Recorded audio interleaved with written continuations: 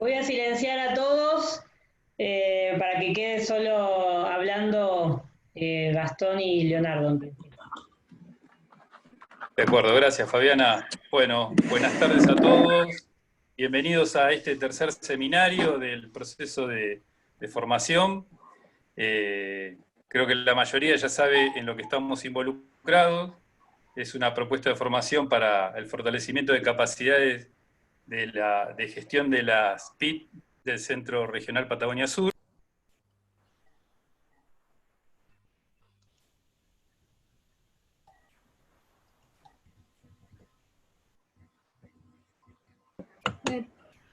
Está silenciado Gastón. Gastón, no se te escucha.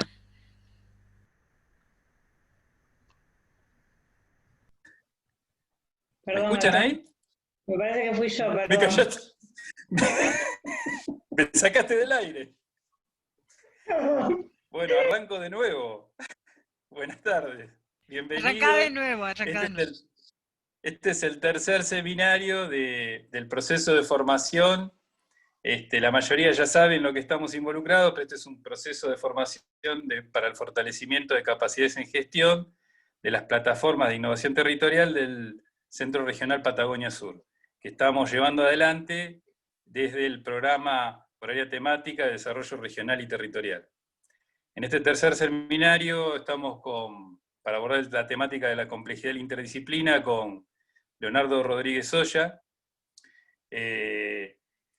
Todos han recibido el programa, pueden ver un poco la organización, ahora la repasamos, pero quisiera introducir a Leonardo. Leonardo, brevemente, es doctor en Sociología por la Universidad de Toulouse, de Francia, y doctor en Ciencias Sociales por la Universidad Nacional de Buenos Aires. Es licenciado en Ciencia Política por la Facultad de Ciencias Sociales de la UBA también. Es investigador del CONICET desde 2014. Es investigador del Instituto de Investigación Gine Germani de la UBA. Es profesor del doctorado en Ciencias en Política y Gestión del Conocimiento en la Educación Superior de la Universidad Nacional de 3 de Febrero desde 2015 hasta el día de hoy. Profesor del programa de Maestría y Doctorado en Ciencias Sociales del Instituto de Desarrollo Económico y Social y de la Universidad Nacional de General Sarmiento, desde 2014 hasta hoy. Y es profesor visitante de la Universidad Nacional de Santiago del Estero, la Universidad Nacional de Cuyo, y la Universidad Nacional de Colombia y la Universidad Jesuita de Guadalajara, entre otras facetas de Leonardo.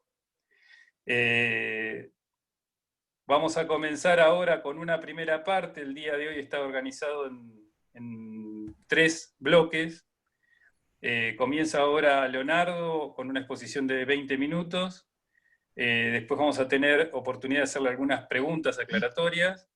Vamos a hacer un breve corte para después pasar a la presentación de una de las plataformas de innovación territorial del Centro Regional, a partir de la cual vamos a tener un espacio de consultas después de la exposición de la experiencia de la plataforma, y a partir de ahí Leonardo va a hacer algunos aportes desde la mirada de la complejidad y la interdisciplina en relación a la gestión de la plataforma.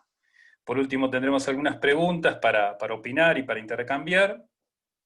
Vamos a hacer un ejercicio de evaluación y a las 4 de la tarde estamos cerrando el encuentro. Bueno, si no me olvidé de nada, en algún momento vamos a compartir para esta evaluación final un link para que a través del Mentimeter, como hemos hecho en otras oportunidades, elaboren sus aportes para la reflexión final. Le doy paso a Leonardo, placer que estés acá con nosotros y espero que sigas conectado. Te cedo la palabra.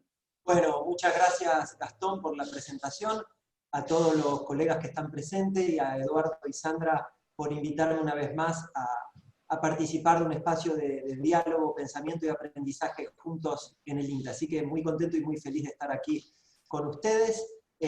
Por las condiciones técnicas en las que estamos, Eduardo va a ser el encargado de compartir el PowerPoint y de ir pasando las diapositivas con esas frases molestas que dicen siguiente, siguiente, siguiente, pero bueno, no hay problema. Quiero introducirlos muy rápidamente en el tema. El tema que nos convoca son, evidentemente, los sistemas complejos, la problemática de la complejidad.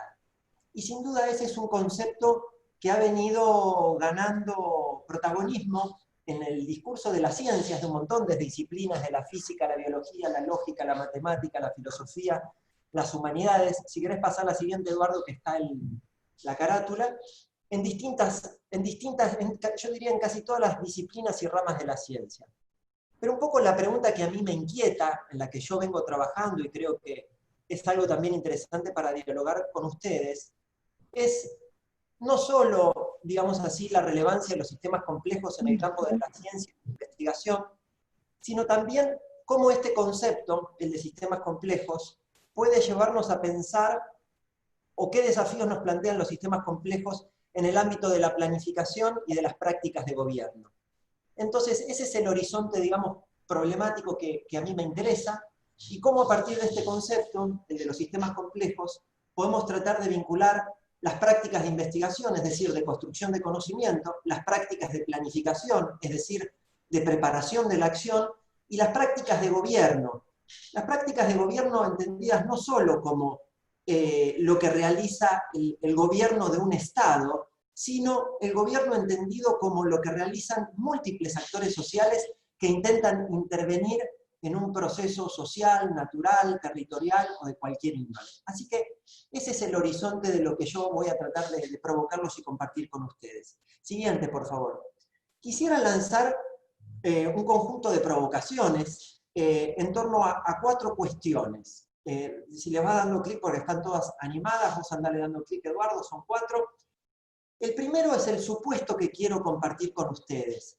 El supuesto, digamos así, de la disyunción entre la ciencia y la política.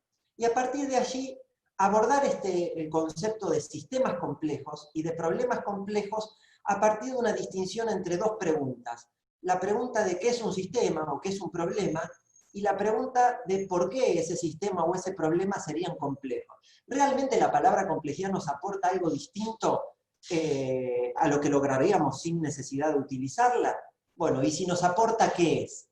Y finalmente brindar alguna pista metodológica de cómo podría adquirir la forma de una estrategia de investigación sobre sistemas y problemas complejos. Entonces, lanzo la provocación del supuesto. Siguiente, por favor. Y básicamente, como es una provocación, después si quieren podemos argumentar y profundizar. Siguiente, Eduardo. Lo que yo quiero plantearles es una hipótesis. Yo creo que podemos leer la historia de nuestra civilización, la historia del pensamiento occidental, la historia de las ciencias, como una historia del divorcio, de la disyunción, de la separación entre los problemas de conocimiento y de los problemas de la acción. Clic, Eduardo. Y habitualmente, y así nos han enseñado, que las ciencias se ocupan de los problemas de conocimiento y la política se ocupa de la acción. Ahora, si esta hipótesis es plausible, esto nos plantea un conjunto de desafíos y de consecuencias. ¿En qué medida las ciencias que tenemos, nuestra forma en que hemos aprendido a enseñar, investigar y hacer ciencia, es relevante para la planificación y para el gobierno de problemáticas complejas? Entonces, siguiente, vamos a plantear una provocación de la mano de un pensador chileno que a mí me interesa mucho, que se llama Carlos Matus, que plantea sintéticamente lo siguiente. A ver si pasamos a la siguiente, Eduardo. Matus lo que dice, y esto es consistente con un montón de debates en el campo, es que el conocimiento ha progresado... Perdón, se ha trabado y no avanza. A ver... Ahora con las flechitas de abajo. Bueno, mientras que Eduardo, si querés probar compartir y descompartir. Eduardo, por ahí si dejas de compartir y volvés a compartir la pantalla, suele destrabarse. Puede ser. Yo mientras les sigo contando, y ahora lo ven en los gráficos que les muestra Eduardo, la ciencia ha progresado por especialización, digamos así, de disciplinas. ¿Cómo está organizada la universidad? Bueno, la universidad está organizada, digamos así, en departamentos verticales del conocimiento.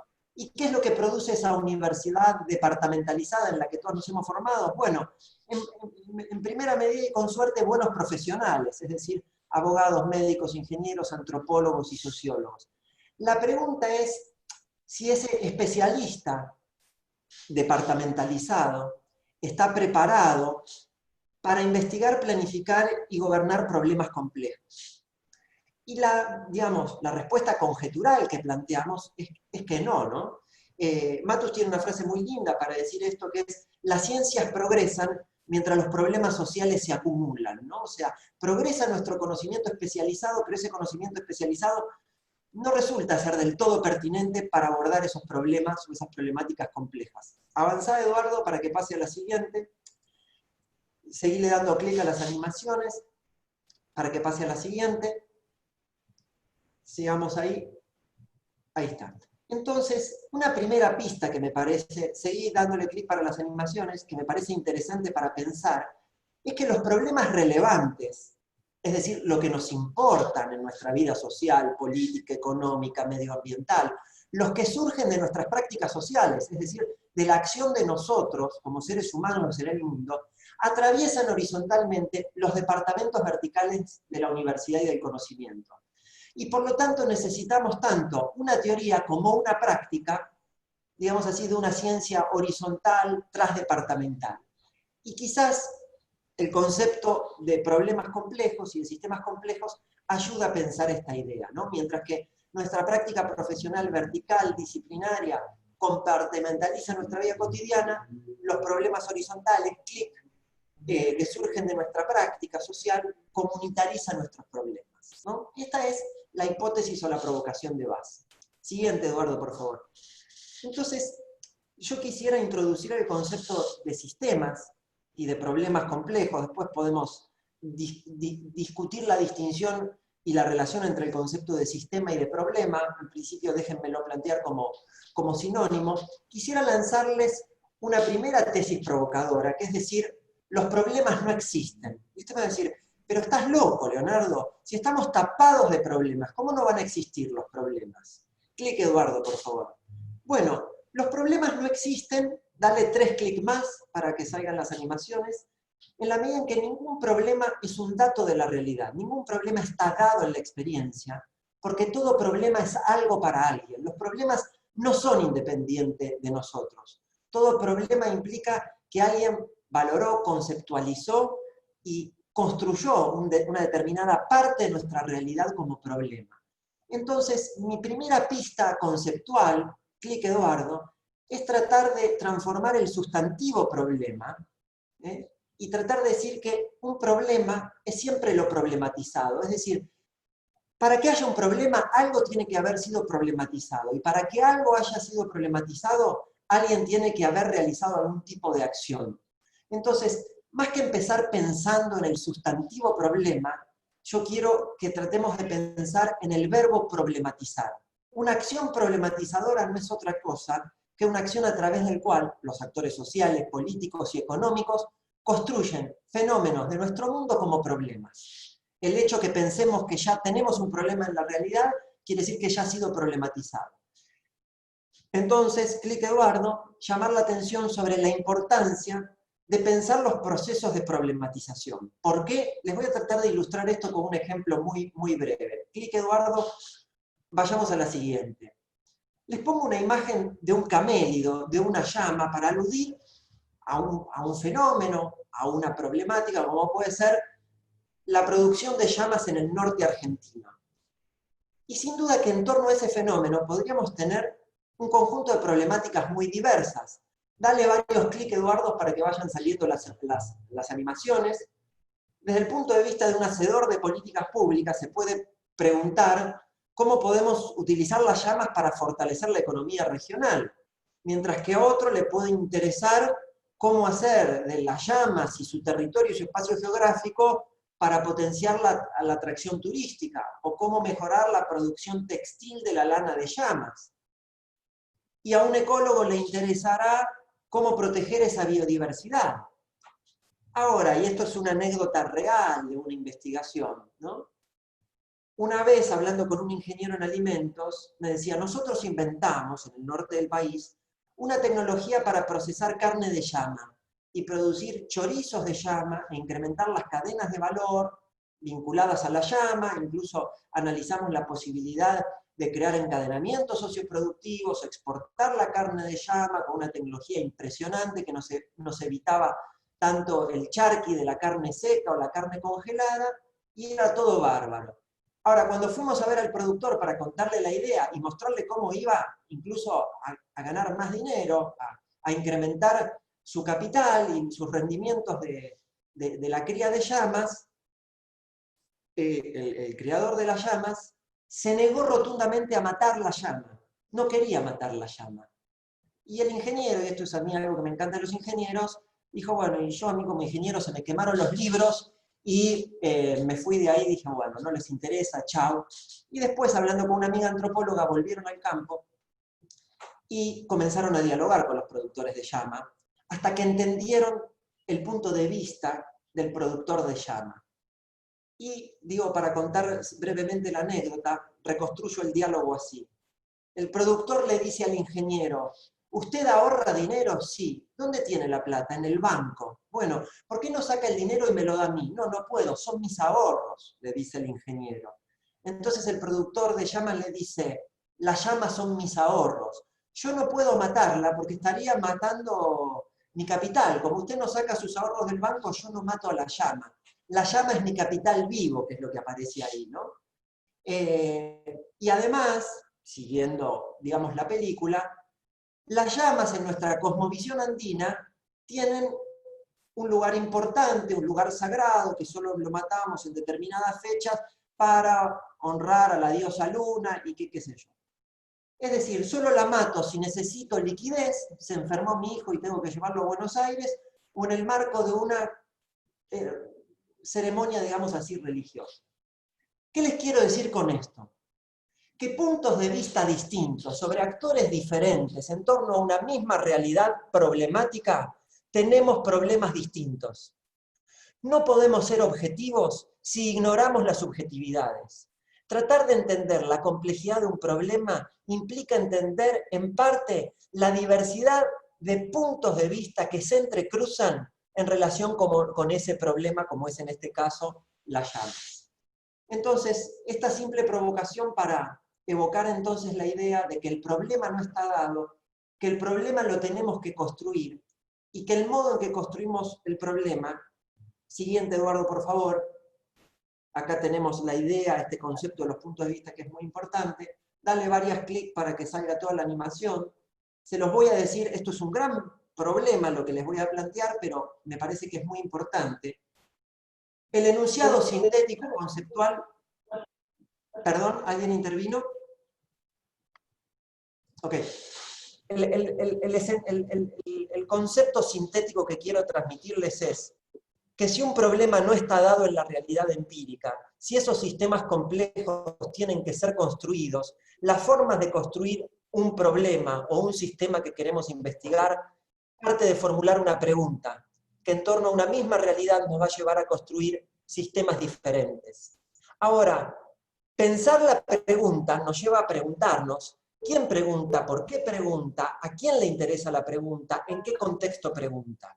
Y todas esas preguntas relativas a la pregunta nos llevan a un gran problema que en general en la discusión científica se trata pocas veces, que yo acá ilustro con un concepto que proviene de la epistemología constructivista de Jean Piaget y Rolando García, nota al pie, que es el concepto de marco epistémico. A través del marco epistémico no buscamos explicitar otra cosa que la importancia o el rol que juegan las cosmovisiones, los sistemas de valores, el posicionamiento axiológico normativo a la hora de tratar de modelar, y uso esa palabra, un sistema complejo a partir de formular una pregunta conductora. Pero como son muchos los puntos de vista implicados en un problema, posiblemente sean distintos los marcos epistémicos, es decir, los sistemas de valores que orientan los puntos de vista de esos distintos actores. Y nosotros como científicos vamos a tener nuestro propio marco epistémico. Entonces, me parece muy interesante lanzar sobre la mesa este problema, el problema del punto de vista y el problema de los juicios de valor en un trabajo de investigación científica y de carácter empírica. Por lo tanto, siguiente Eduardo, por favor, y le damos clic a varias para que se animen, se completen las animaciones. Para que se trabó de vuelta. Nos volvió a trabar. Bueno, no importa, les digo la idea.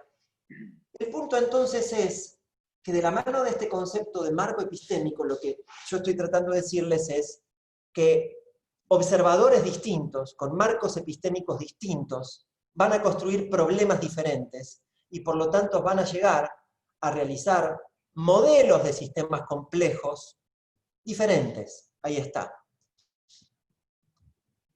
Animala, dale más clic, Eduardo, por favor. ¿No? Distintos observadores con distintos marcos epistémicos plantean distintas preguntas sobre una misma realidad. Y por lo tanto, el marco epistémico, es decir, esa cosmovisión, esos sistemas de valores, influyen en nuestras preguntas y va a ser determinante en cómo construimos y delimitamos ese sistema y el tipo de evidencia empírica que construimos. Y por lo tanto también los diagnósticos que arribamos, clic Eduardo, y las recomendaciones de políticas o de estrategias que hacemos. Pero esas cosmovisiones, esos marcos epistémicos, están influyendo también, clic Eduardo, en nuestros modelos de futuros, en las ideas de escenarios o futuros alternativos de lo que consideramos que es una situación aceptable o deseable para ese sistema. Entonces, planteada esta provocación en torno a la relación entre los sistemas y las preguntas, vayamos rápidamente a pensar qué es lo que hace complejo un problema. Y quisiera lanzarles 3 vectores conceptuales para pensar la complejidad de un problema. 3 clic, Eduardo. El entrelazamiento de múltiples puntos de vista, el entrelazamiento entre el conocimiento, la ética y la acción, y entrelazamiento entre el pasado, el presente y el futuro. Y déjenme mostrarle con algunas metáforas visuales cada una de estas cuestiones. Clic, Eduardo. Vamos con los problemas de vista. El primer vector, que es el entrelazamiento de los puntos de vista. Les cuento una anécdota muy simple. Sale una vecina a hacer las compras y se encuentra con un vecino que está cortando el pasto a pleno sol. Entonces la vecina muy cordialmente lo saluda y le dice: hola vecino, ¿cómo está? ¿Trabajando un poco? Clic Eduardo. Y el vecino le responde: buen día vecina, no, estoy descansando, le dice. Al rato, la vecina vuelve de hacer las compras, clic Eduardo, y lo encuentra al vecino tomando una cerveza y fumándose un cigarrillo, una pipa. Entonces ahora sí, la vecina, como quien hace una opinión de consenso, dice: hola vecino, ahora sí, finalmente, ¿está descansando? Y el vecino le contesta, clic Eduardo: no señora María, estoy trabajando. Esta anécdota muy simple, ¿qué nos permite plantear? Que una misma realidad, un mismo fenómeno, una misma situación, significa cosas distintas para actores sociales diferentes. En la cosmovisión, en el marco epistémico de la vecina, trabajar está asociado a hacer esfuerzo físico y descansar está asociado a estar quieto bajo la sombra. Pero desde el punto de vista del vecino, descansar es hacer un esfuerzo físico y trabajar es pensar y estar en reposo. ¿Qué es lo que aprendemos o qué es lo que podemos aprender de esta pequeña metáfora o anécdota? Y lo escribo bien grande en nuestro pizarrón virtual. No podemos ser objetivos si se ignoran las subjetividades. Entender en parte la complejidad de un problema implica entender los múltiples puntos de vista de distintos sistemas observadores, de distintos actores que ponen en juego distintos sistemas de valores, distintos saberes y distintas estrategias de poder sobre esa experiencia que queremos conocer y eventualmente transformar. Entonces, pensar el problema del punto de vista y de las relaciones entre los puntos de vista es un primer vector. Adelante, Eduardo. Les voy a mostrar ahora, para pensar el segundo vector, un conjunto de imágenes. Adelante, Eduardo, son 4 o 5 imágenes en 4 y 5 filminas, ¿no? Un hombre revolviendo basura en la... Detengámonos en esta, Eduardo. Una para atrás, para que la puedan ver. ¿No? un incendio forestal, un hombre recolectando basura, no sé si llegaron a ver la del mar, no sé si estaba para atrás o para adelante, a ver Eduardo. Dale. Una zona absolutamente árida con gente caminando, nos detenemos ahí. Y acá lo que estamos viendo, por si no se logra distinguir, es el río más contaminado del mundo, ¿no? Lo que vemos ahí es un río cubierto de basura y casas al costado de ese río. ¿Qué es lo que quiero provocarles a través de estas imágenes? Lo que quiero decirles es que los problemas que nos importan del mundo son complejos en parte porque se nos presentan simultáneamente como problemas de conocimiento, como problemas éticos y como problemas de acción. Siguiente, Eduardo. Dale clic para que se anime esta diapo. Es decir, y esto nos interpela mucho como científicos, porque como científicos, como investigadores, nos enseñaron que la ciencia se ocupa del conocimiento. No lidia ni con la ética ni con una dimensión necesariamente pragmática. La ciencia se ocupa de conocer el mundo, no de transformarlo. Pero los problemas que nos importan no aparecen ante nosotros solo como problemas de conocimiento. Ante todo nos interpelan en términos éticos. Cuando yo veo ese bosque que se quema, ese río contaminado, ese hombre buscando comida en la basura, lo primero que digo es, esto no está bien y esto debería ser de otro modo. Para decir que esto no está bien y esto debería ser de otro modo, solo puedo hacer esa distinción en función de juicios de valor, es decir, en función de una dimensión axiológica, de un marco epistémico. Los problemas complejos son complejos porque estas tres cosas están entrelazadas, porque en esa dimensión ética están interpelando nuestro modo de vida, la relación entre la humanidad y la naturaleza, y porque nos resultan intolerables en términos éticos. Y como esto no está bien, entonces queremos conocer algo de ellos, y queremos conocerlos también para actuar sobre ellos y transformarlos. Es decir, se entrelaza esa dimensión epistémica, esa dimensión ética, con una dimensión pragmática, o con una dimensión de la acción, en donde queremos actuar para transformar algo. Por lo tanto, aparece aquí un desafío que es cómo pensar desde la investigación la posibilidad de articular estos tres aspectos que en general aparecen separados. Hay más cosas para decir, pero dejemos aquí y vamos a la tercera dimensión, al tercer vector. Adelante. Un problema complejo tiene una historia. Para entender el presente tenemos que entender el pasado, pero lo que nos interpela fuertemente también es esa dimensión del futuro. No se trata de explicar solo lo que pasa hoy, o cómo lo que pasa hoy, o cómo ese sistema ha evolucionado hasta tener esta estructura y esta dinámica. Nos importa también el futuro. Entonces, yo quisiera ofrecerles una breve reflexión sobre el futuro y concentrarme ahí, más allá que la discusión sobre toda esta dimensión de la temporalidad es interesante. Siguiente, Eduardo, y apuntar algunos conceptos para pensar esto. Yo creo que el problema del futuro, nos quedamos ahí, Eduardo, implica pensar una relación entre fines y valores. Hablar del futuro, o de los futuros deseables, es decir, de objetivos y metas que queremos alcanzar, es plantear una reflexión sobre los fines. Es decir, dado el estado actual de un sistema, nos imaginamos que la situación deseable para ese sistema en un futuro es tal, que el río esté menos contaminado, que se incremente la biodiversidad del ecosistema, lo que ustedes quieran. Ahora, nos enseñaron, y esto es una piedra fundacional de la ciencia moderna, que la ciencia no se ocupa de fines. De hecho, podemos ver la revolución científica de Galileo a Newton como la tentativa de excluir toda explicación en términos de causas finales, es decir, teleológica, de la racionalidad científica. La naturaleza es objetiva, no proyectiva. Los fines tienen que ser excluidos de la ciencia. Pero resulta que es a través del conocimiento científico que buscamos transformar cosas del mundo. Entonces, me parece que acá hay un gran problema para debatir al interior de la academia, de la universidad y de las ciencias, que es cómo introducir el problema de los fines en nuestra racionalidad científica. Primera cuestión.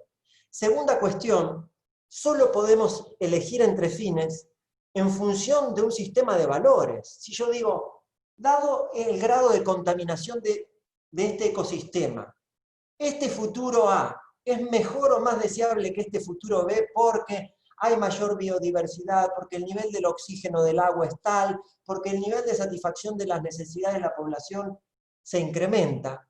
Estoy haciendo referencia a juicios de valor de tipo éticos que me permiten elegir entre fines. Para elegir entre fines necesito recurrir a la ética. Entonces, clic Eduardo, hablar de fines y hablar de futuros es hablar de política, y hablar de valores es hablar de ética.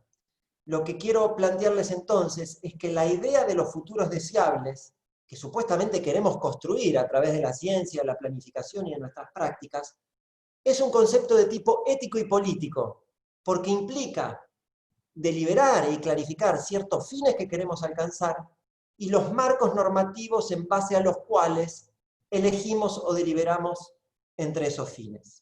Ahora, para complicarles un poco la cosa, si como dijimos, ahí estamos, muy bien Eduardo,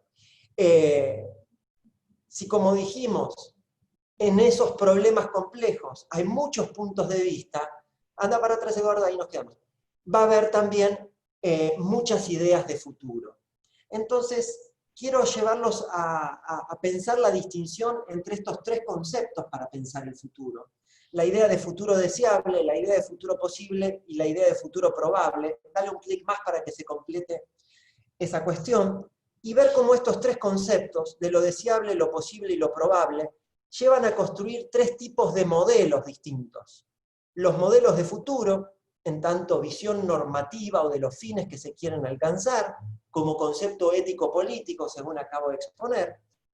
Los modelos probabilísticos, que son los que más nos enseñaron en ciencia, es decir, cualquier modelo de base matemática o estadística que suponga algún tipo de cálculo de probabilidad para realizar algún tipo de inferencia. Y plantear un tercer tipo de modelos, que son los modelos posibilísticos, que no tienen que ver tanto con la predicción o el cálculo de la probabilidad, sino con visibilizar y analizar alternativas posibles a un sistema y explorar consecuencias del tipo ¿qué pasaría si? Hay mucho para decir de esto, pero dejo esta provocación acá y nos vamos a la última filmina, a hacer la pregunta entonces, ¿cómo todo esto podría integrarse en una metodología de investigación? Adelante Eduardo, les voy a plantear un esquema muy sintético y muy abstracto, que luego podemos ejemplificar con investigaciones concretas. Nos quedamos ahí, Eduardo. La propuesta es, y acá sí distingo la relación entre problemas complejos y sistemas complejos, e introduzco el concepto de modelo, el cual es muy importante. Podemos tratar de modelizar esas problemáticas complejas entendidas como sistemas. Ahora, ¿qué implica ese proceso de modelización? Clic, Eduardo. Creo que implica muchas cosas. Creo que, en primer lugar, implica, si esos problemas están constituidos por múltiples actores y puntos de vista, creo que se nos volvió a congelar, implica, en primer lugar, el hecho de dar lugar a pensar modelos construidos participativamente que incluyan el punto de vista de esos distintos actores involucrados en los problemas. Segunda cuestión, clic, Eduardo. Necesariamente tienen que ser modelos de carácter interdisciplinario, porque como dijimos en nuestro primer esquema, esos problemas no entran en un departamento vertical del conocimiento, sino que atraviesan horizontalmente a distintas disciplinas. Clic, Eduardo. Y creo que aquí la clave es pensar la posibilidad de articular una pluralidad de distintos tipos de modelos en distintos tipos de lenguajes. Modelos mentales que todos los actores sociales y científicos tienen, es decir, sus representaciones sobre esa situación que se está tratando de investigar y eventualmente de cambiar. El intercambio de modelos mentales, solo podemos intercambiar modelos mentales a través del discurso, es decir, de la conversación, de poner en palabras lo que pensamos. Entonces, ¿cómo podemos pasar de modelos mentales a modelos discursivos a través de procesos de conversación? ¿Cómo podemos pasar de esos modelos discursivos a modelos conceptuales un poquito más rigurosos y precisos? Clic, Eduardo.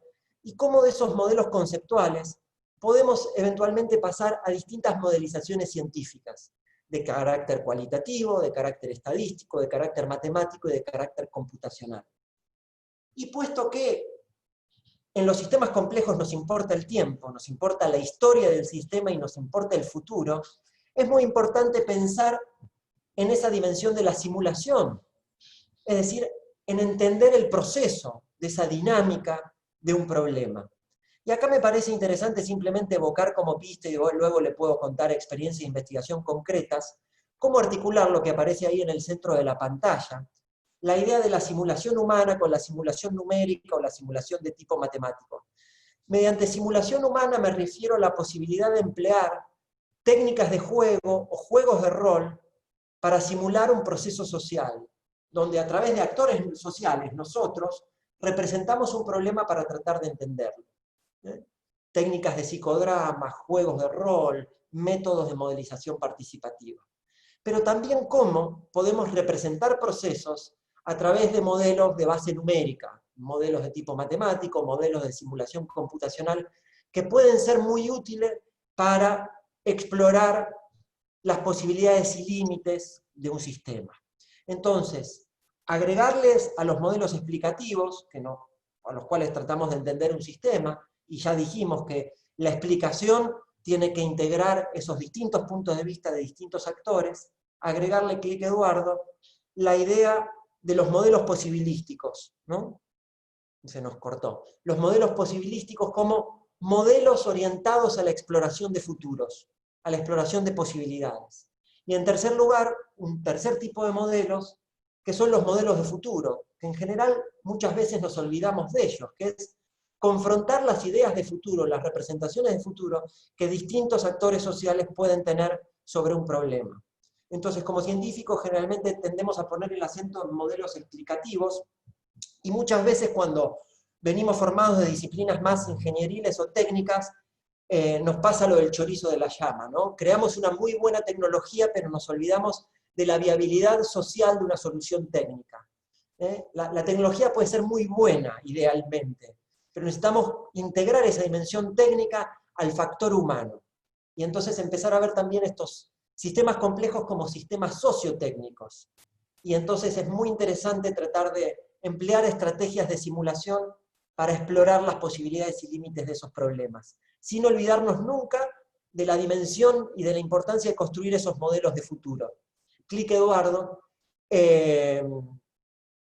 ¿Y por qué hacemos esto? Bueno, esto lo hacemos evocando un concepto de un gran científico argentino que fue Oscar Barsaski, pionero del uso de modelos matemáticos en ciencias sociales en los años 60. Él había acuñado el concepto de enfoque constructivo para pensar el rol de una investigación científica que no trata solo de explicar el estado presente de un problema, sino también de imaginar y diseñar futuros alternativos. Y me parece que en esta idea lo que encontramos es, bueno, el desafío de articular el conocimiento en la ética y la acción para la construcción del futuro. Dejo acá, luego puedo contarles alguna experiencia que hemos hecho con trabajos de modelización participativa y modelado y simulación de experiencias de políticas públicas de redes socioproductivas para fortalecer los procesos de deliberación pública y de toma de decisiones, pero no me quiero extender más. Muchas gracias. Bueno, muy bien. Qué rica exposición, ¿no? Ahí abro mi cámara. Estamos 14:40, 43, si mi reloj no falla. Podríamos tomarnos, de acuerdo al programa, unos minutos. Estamos un poquito pasado. Estaba previsto que a las 14:40 hacíamos un corte, pero creo que si hay preguntas urgentes las podemos plantear ahora. No sé, Caro, si hay alguna pregunta, si surge alguna. Aclaratorias. Ahora se va a desplegar todo este planteo de Leo después de la exposición de la plataforma de innovación territorial en relación al ejemplo concreto, pero creo que tu exposición también estuvo muy, muy bien ejemplificada, así que creo que todos pudimos seguirte a pesar de que los espacios para tomar aire eran breves. Bueno, ¿qué dice el equipo? ¿Alguna pregunta aclaratoria? Si no hacemos un corte, ¿está previsto un corte de 5 minutos? Sí, Sí, 5 minutos. estaba previsto un corte, pero si no hay preguntas y por otro lado nos hemos demorado, también podemos continuar, como quieran. ¿Les parece? Habló San Bueno, Cayetano. si no hay opinión, No, porque después cuesta San volver. Cayetano. San Cayetano es bravo. Me uno Cayetano a la no moción pierde de Eduardo. oportunidad de... Es mejor seguir, que el corte nos va a dilatar más. Yo me uno a la emoción de Eduardo. Bien. Otro San Cayetano.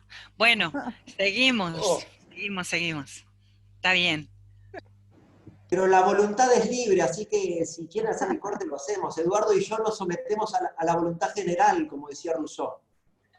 ¿Estamos Bueno, listos para seguimos. la exposición? ¿La va a hacer Virginia o alguien del equipo? A mí se me...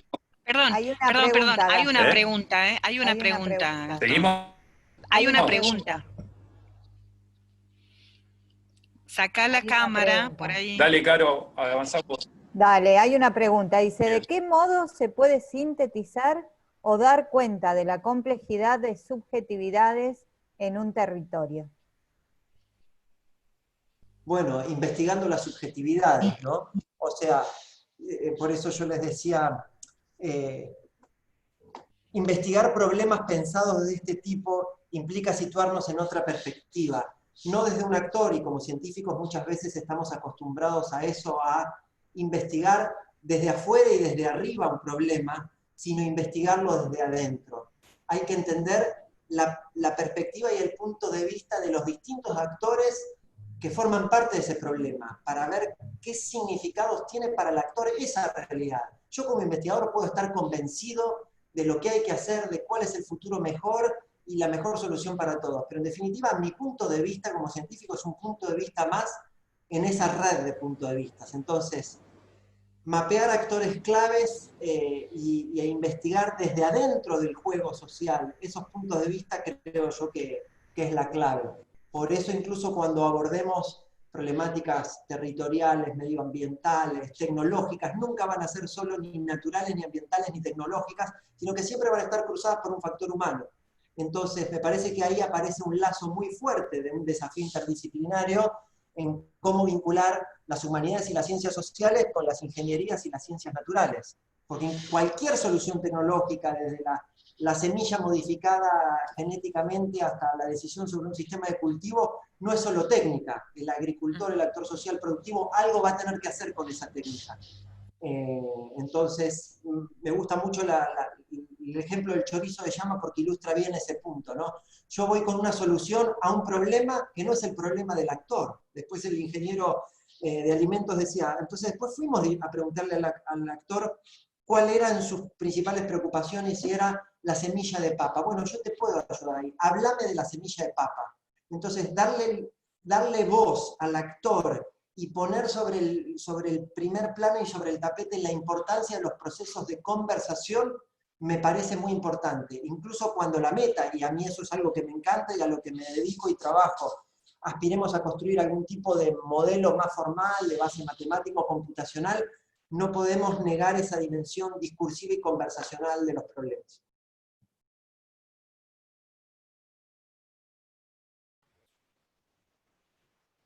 Dejo ahí, para no... No hay ninguna pregunta más, Gastón.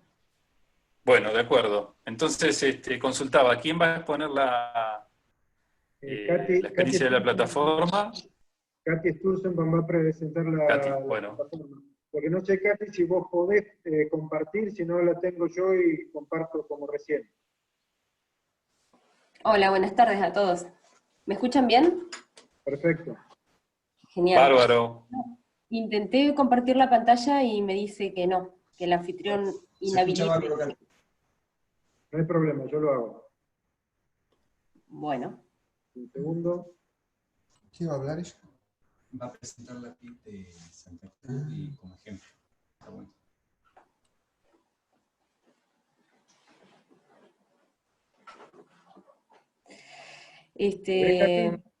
Sí, ahí se ve perfecto. Genial, gracias. Bueno, Eduardo me preguntó si podía presentar lo que, un poco cómo pensamos nuestra plataforma, y es lo que trataré acá hacer sintéticamente. Creo que tengo 20 minutos, ¿no, Eduardo?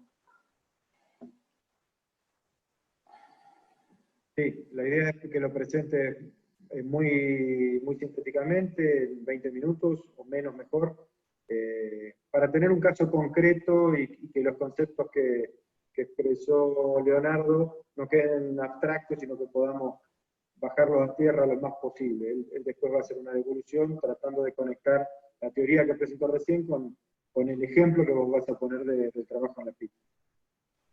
Bueno, la plataforma que coordino es la de la plataforma de innovación territorial Santa Cruz Oeste. Pasa Eduardo, le di yo el enter. Primero, esto es una revisión de qué es la plataforma de innovación territorial, y es una red de organizaciones, empresas y emprendedores enfocados en la generación de nuevos productos, procesos o nuevas formas de organización. Dale clic nomás. En esa red participan productores, industriales, investigadores, extensionistas, profesionales, también la parte del sector educativo, las familias agricultoras y también los decisores políticos. La idea es generar un espacio proactivo para organizar y promover la participación de las redes de innovación del sistema agroalimentario. La próxima. El territorio de nuestra plataforma, bueno, en el primer mapa, ahí se pueden ver las 3 plataformas en las cuales participa la provincia de Santa Cruz. La Santa Cruz Oeste está conformada por el departamento Hueraique, el lago Argentino y aproximadamente el 85% del departamento Río Chico. Dale clic nomás. Las localidades presentes es Río Turbio, 28 de noviembre, atendida donde está presente la Agencia de Extensión Rural Río Turbio, el Calafate, Tres Lagos y el Chaltén por la Agencia de Calafate. En Gobernador Gregores hay otra agencia, y acá en Río Gallegos una más. Otro clic. La superficie es de 100.000 kilómetros cuadrados, es grande. La producción ovina extensiva es la principal actividad agropecuaria de acá, y tiene concentrado en esta zona más del 50% del stock provincial, y después todo lo que es producción bovina se encuentra principalmente en zona cordillerana, y producción fruto-hortícola en zonas periurbanas. Próximo. Estos son los problemas y oportunidades que detallamos en su momento. Esto se escribió en octubre del año pasado, tomando en cuenta los problemas y oportunidades determinados regionalmente, y nosotros lo detallamos o lo llevamos a terreno en 9 problemas. En su momento eran las condiciones de mercado emergentes que favorecían la exportación de carne ovina y bovina, los avances de la industria textil y el posicionamiento de la lana en el mercado, una baja eficiencia productiva debido al estado y manejo de los pastizales, cambios en el tipo de animal y a las pérdidas indeterminadas de las majadas y de los rodeos, bajo aprovechamiento de los recursos hídricos, para potenciar la productividad de los pastizales naturales y de las pasturas, considerando el contexto de cambio climático, ventajas comparativas en los sistemas agropecuarios para alcanzar certificaciones de productos y procesos que los diferencien, falta de esquema de comercialización y apertura de mercados para la carne y la fibra del guanaco, un tema importante para nuestra provincia. Alta proporción de los minerales son utilizados para la ganadería y requieren de una metodología de manejo integral del sistema. También la baja disponibilidad de mano de obra calificada, tanto en sistemas ganaderos extensivos como los de producción periurbana, y insuficientes estrategias en innovación socioorganizativa que permitan mejorar la gestión y la producción de pequeños y medianos productores. La próxima.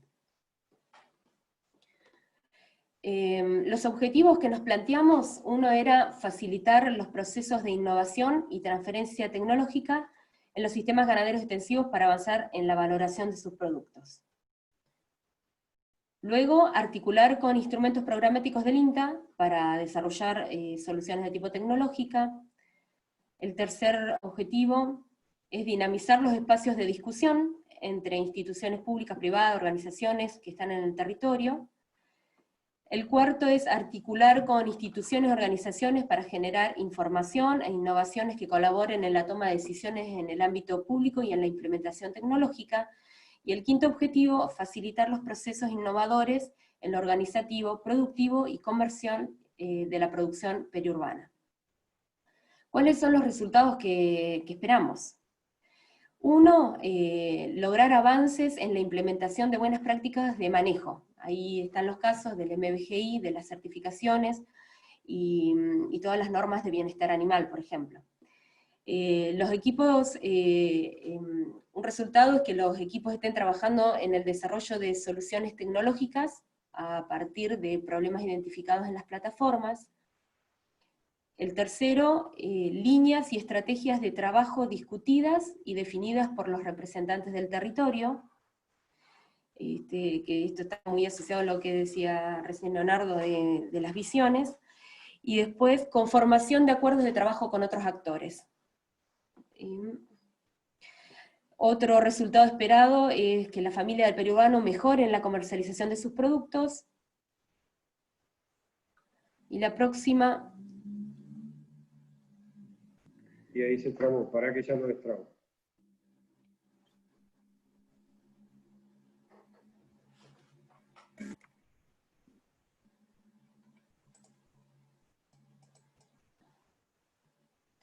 Sí. Y la próxima es la que los productores periurbanos aumentan sus índices de producción.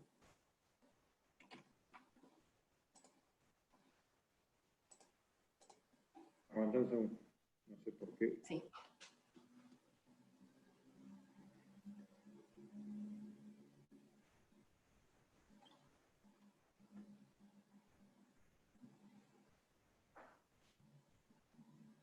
Ahí falta, sí, un resultado. Ahí está, genial. Y los productores del periurbano aumentan los índices de producción. Bueno, está bien. ¿Quiénes son los actores de nuestra plataforma? La próxima. En nuestro caso, las FIAs y sociedades rurales, está la Asociación de Productores Fructícolas, los productores del periurbano, los ganaderos, las asociaciones argentinas de criadores de ovinos, de bovinos y también de equinos, el Consejo Agrario Provincial, el Instituto Provincial de Ganadería, el CONICET, el Consejo Provincial de Educación, el Ministerio de Salud y Ambiente de la provincia, la Universidad Nacional de la Patagonia Austral, RENATRE, SENASA, todos los gobiernos municipales, los ONG y los clubes. Bueno, en nuestra plataforma lo pudimos dividir como en dos grandes temáticas a abordar. Una es todo lo relacionado a la ganadería ovina y bovina, y la otra relacionada a los sistemas de producción periurbano. La próxima. Bueno, esto es una parte interesante. Cuando conformamos el equipo de gestión, conversamos bastante y discutimos sobre cómo armarlo. Nuestra idea era que este equipo de gestión no duplique la estructura actual de la experimental, sino que al contrario, aporte, sume por ahí otras visiones, otras experiencias, para bueno, ir acercándonos a esto de pensar en innovaciones. Entonces, para ello, de hecho, como el área es bastante grande, nuestra idea inicial era que haya más personas, pero bueno, obviamente por los términos de referencia y por cómo se maneja todo esto es necesario que sea un poco más chico. Pero bueno, en nuestro equipo de gestión está Carla, que ella es técnica de la Agencia de Gallegos, trabaja en ProHuerta y en sistemas de producción periurbano. Desde hace unos años está acá en Río Gallegos, pero antes en Buenos Aires, o sea que tiene bastante experiencia a terreno de este tema. Emilio, que también es técnico de la Agencia de Río Gallegos, él tiene mucha experiencia en lo que es ganadería y riego de acá de la zona. Javier, él es también otro técnico de la agencia de Calafate, bueno, él está a cargo ahora de la jefatura, pero también él tiene mucha experiencia a terreno, tanto en ganadería como en producción de forraje y riego. Carlos, que es el jefe del grupo de comunicación y difusión de la estación experimental, nosotros creemos que la comunicación tanto interna como externa es un punto clave para para poder llegar con el mensaje a quienes queremos llegar, y también para poder interpretarnos mutuamente, digamos, internamente, como con personas fuera del INTA. Daniela como coordinadora de investigación de la experimental, y Alan como coordinador de territorio, bueno, ambos con roles y visiones importantes dentro de experimental que no podían faltar, ¿no? Y después, desde un comienzo, armamos como un grupo impulsor que en realidad queríamos, idealmente queríamos ser todo un solo equipo de gente de INTA y gente fuera del INTA, pero bueno, se encontró esta manera, y invitamos al coordinador, por ejemplo, en ese momento de la ley ovina, un representante de la sociedad rural, en ese momento de Gallegos, y bueno, el consejero regional Miguel Lovirne, que él en realidad ya ha participado de 2 reuniones que hemos tenido de equipo de gestión.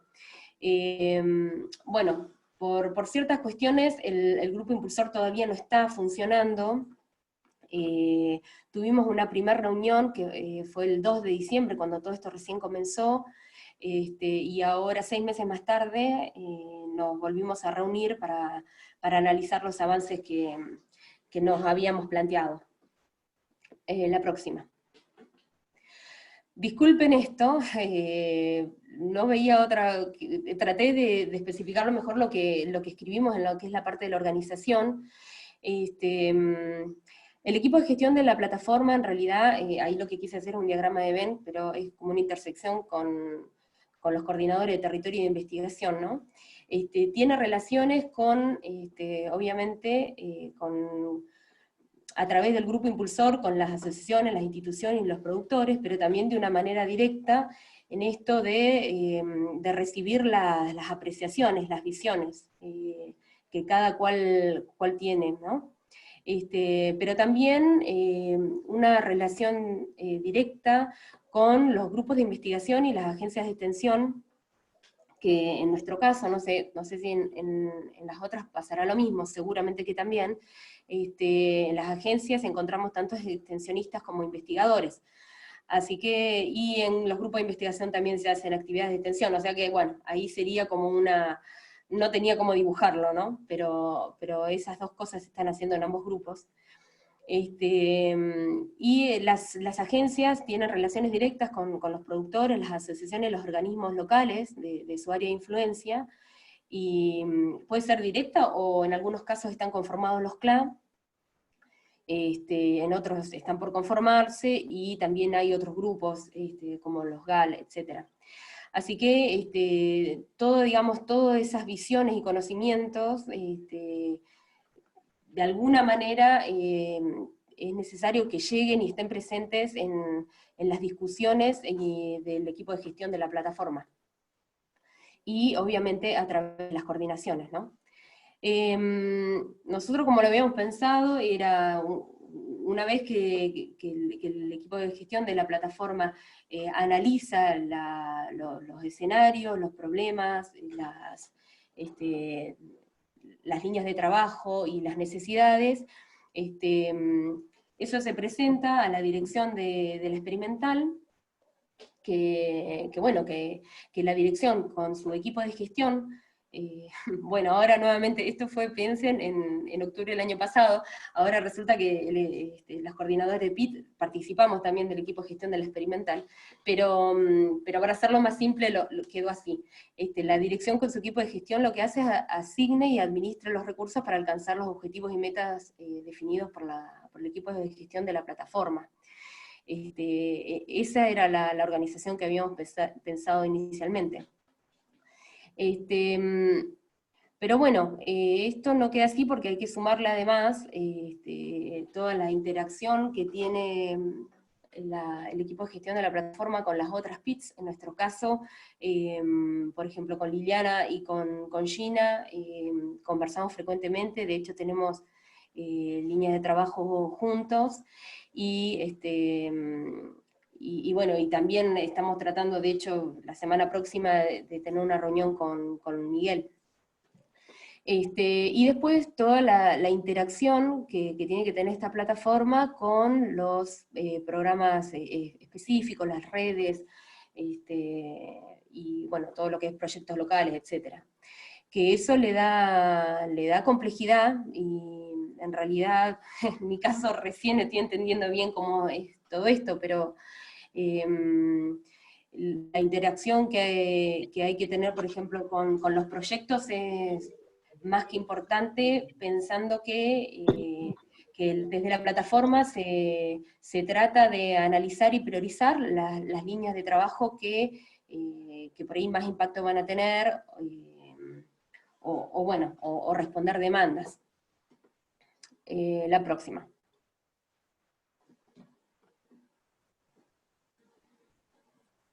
A veces se trabó, porque cada 5 o 6 diapositivas se bloquea.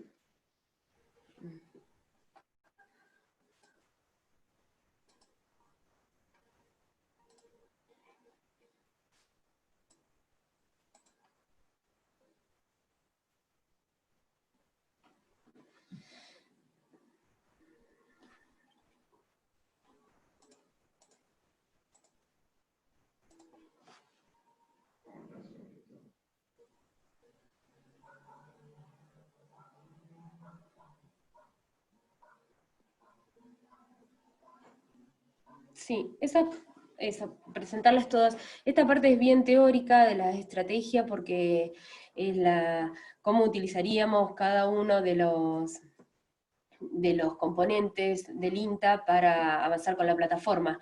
A través de investigación y desarrollo, buscar generar conocimiento en los principales ejes priorizados, a través de extensión y transferencia, dinamizar espacios para el intercambio de información, conocimiento y tecnología que impulsen los procesos de innovación.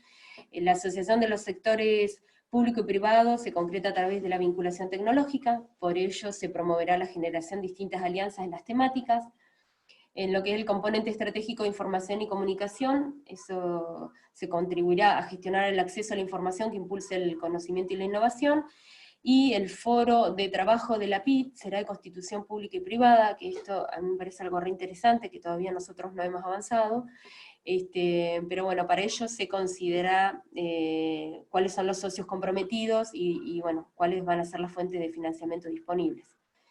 Esto es un ejemplo de nuestra primera reunión, que hicimos una priorización de líneas de trabajo. Solo un ejemplo, son los ejes relacionados al tema de ganadería. Lo que nosotros hicimos, una lista de actividades con todas aquellas que se presentaron para los proyectos estructurales, y bueno, y de ahí lo tomamos como una voluntad de trabajo, y lo que hicimos es priorizarlo. Hacele clic, Eduardo, por favor. Tomamos 2 criterios de priorización, uno que tenga impacto en el territorio, y el otro que sea parte del desarrollo de una innovación. Digo que fue un ejemplo, es un ejemplo además porque, bueno, y obviamente consideramos todo lo que es recursos humanos, materiales económicos para hacer el análisis. En esta primera reunión abordamos los temas de ganadería, y los temas de periurbano hicimos una reunión ahora abril-mayo, para, bueno, con la misma intención. La próxima. Bueno, esta filmina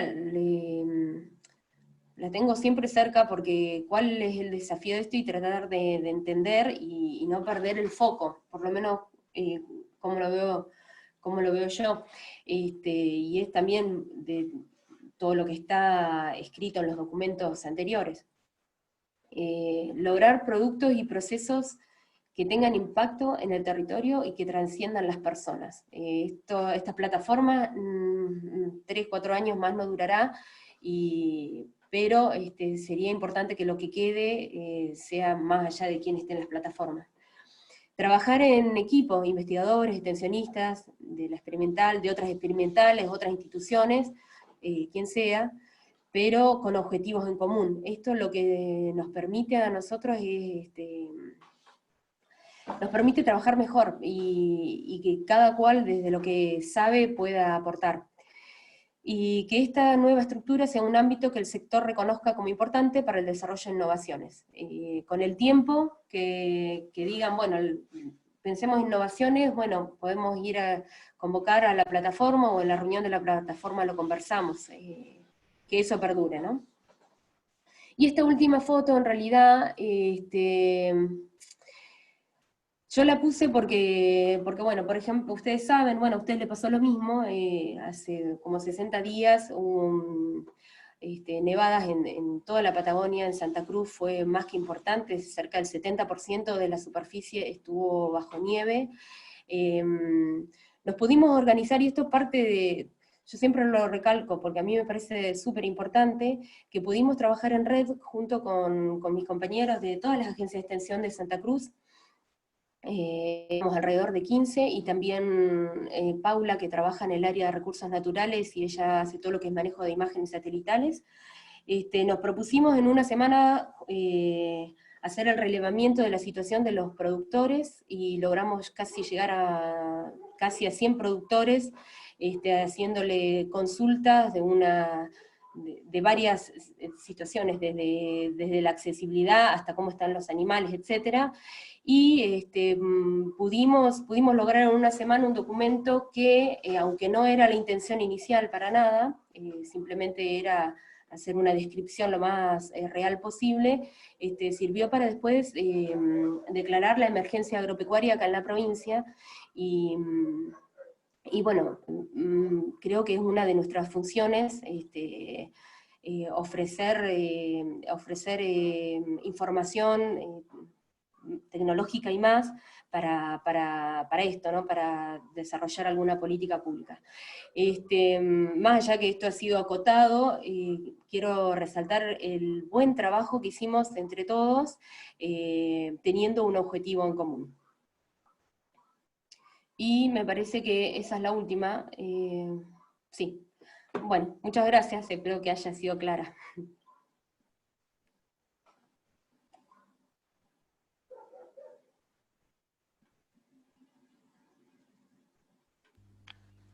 Bueno, muy bien.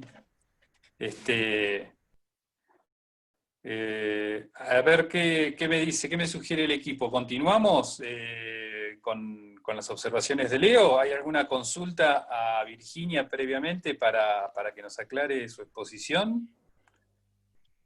Sí, no sé, Caro, me parece que no hay ningún... Consultas no hay. Consultas no, si no hay preguntas, ¿les parece que continuemos, Eduardo? Sí, si no hay preguntas aclaratorias o de profundización de la exposición de Katy, yo sugeriría que Leonardo avance en una devolución. Igual el chat está abierto permanentemente para preguntas, para opiniones, para críticas. También pueden decir, me parece una locura lo que están diciendo. Es un espacio abierto, y lo más interesante es que se genere discusión. Hoy está medio frío, viernes a la tarde me parece que estamos ya pensando en el fin de semana. Otros días estamos más picantes. Leonardo, ¿querés? Será porque es la siesta, mirá que y encima no son santiagueños. Claro. Pero bueno, yo tendría que estar... Más que comentarios, en principio quisiera plantear algunas preguntas para conversar. Creo que lo rico es tratar de generar algún intercambio y de pensar juntos estas cuestiones. A ver, hablamos, primera viñeta, digamos así, hablamos de innovación de sistemas agroalimentarios. ¿Qué es innovación? ¿Por qué queremos innovar? Quiero decir, se los voy a plantear de esta manera. No podemos pensar más que a través de conceptos, ¿verdad? Y los conceptos son palabras. Nuestro pensamiento está hecho de palabras, ¿no? Entonces, las palabras que usamos son muy importantes para pensar y también para organizar esa parte del mundo que es nuestra realidad. No quiero decir innovar, no. Pero quiero decir, ¿qué es innovar? ¿Innovar significa lo mismo para todos los actores? ¿Qué es innovar para el INTA? En esa foto donde había un hombre con un rollo de alfalfa, un cuadrado de alfalfa en medio de la nieve. ¿Qué es innovar para el que tiene una oveja en el medio de la meseta? ¿Qué quiere innovar?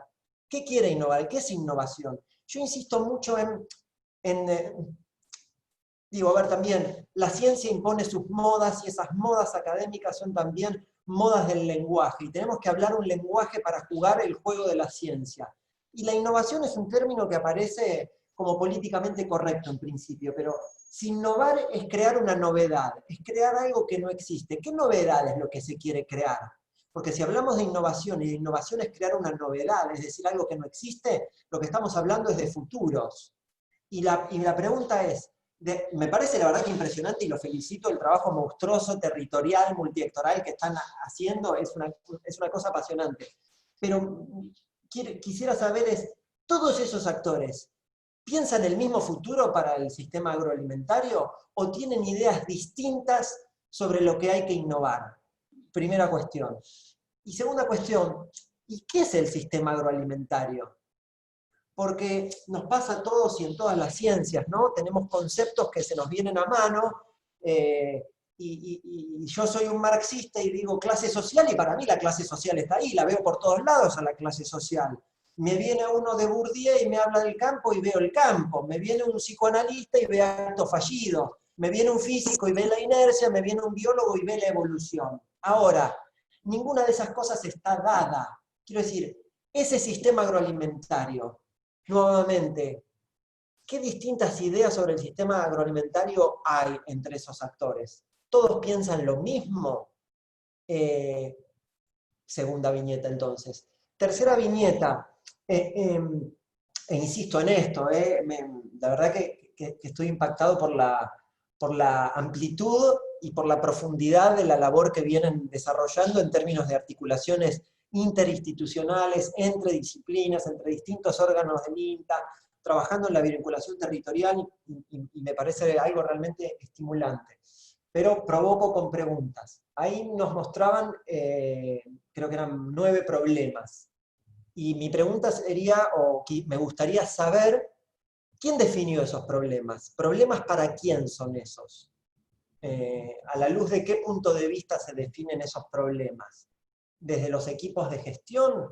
¿O desde los actores del territorio o entre los dos? ¿Y cómo...? Me imagino, y me gustaría preguntarles también, digamos así, cuarta viñeta, ¿cuál es la dimensión del poder y del conflicto entre todo esto? Porque si hay actores tan diversos, ¿todos quieren lo mismo y están de acuerdo? El INTA, que el CONICET, que la agencia, que la estación tal, que el productor de lana, que el bovino, que el ovino. ¿Cómo aparece la dimensión del poder y del conflicto en un sistema agroalimentario, territorial, multiactoral, de gran complejidad? Me gustaría saber algo de eso. Nuevamente, quinta viñeta, los objetivos. Facilitar los procesos de innovación, articular instrumentos, ¿Quién definió y cómo esos objetivos? ¿Esas metas son metas para quién? ¿Qué lugar tienen ahí los actores institucionales, académicos, del INTA, de otras instituciones públicas? ¿Y qué objetivos tienen esos actores, esos productores del territorio? Bueno, lanzo eso para que me comenten y cuenten más de esto tan apasionante que yo conozco muy poco, pero que los escucho con atención.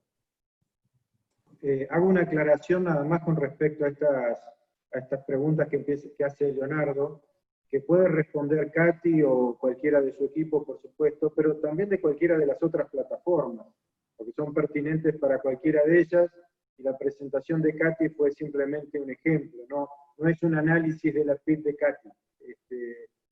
Es aclaración nada más para que tomemos el guante entre todos, y si no va a ser una relación un diálogo entre Leonardo y Katy nada más. Claro, claro, adelante. Me gustaría, porque ustedes tienen los pies ahí, están haciendo esto que es realmente impresionante, así que deben tener sus puntos de vista sobre estos asuntos, y me gustaría también escucharlos y conversar sobre ellos. ¿Puedo hablar? Hola. Dale, Yo Paula. pensaba, cuando preguntaba a Leonardo esto de qué es la innovación, yo participo en otro proyecto, además del NASPIT, con una persona muy, muy conocida en el ámbito de la agroecología, que decía, no, tenemos que usar este proyecto para innovar pensemos en cosas distintas, no pensemos en el cobertizo, no pensemos en la reserva forrajera, que era como lo habitual que salía. Y mi debate era, bueno, pero esto que para vos ya no es innovador porque ya se ha hecho, hay un montón de productores que no lo tienen implementado y que, por ejemplo, en el último invierno se dieron cuenta que el cobertizo, que parece una huevada de los términos de la técnica o de la tecnología, ¿no? Es un techo para poner los animales abajo, hoy hubiese sido una innovación en términos de poder sacarlos de un lugar de emergencia climática y ponerlos en un lugar de mayor confort y de mayor resguardo. Entonces ahora cuando vos decías esto de la innovación, se me vino a la mente ese debate que yo tenía con mi compañero de trabajo, de qué es innovador. Yo entiendo que más que en los términos que hoy se pide, o que se viene pensando en la innovación como algo novedoso, ¿no? Siempre se apunta a eso, algo novedoso.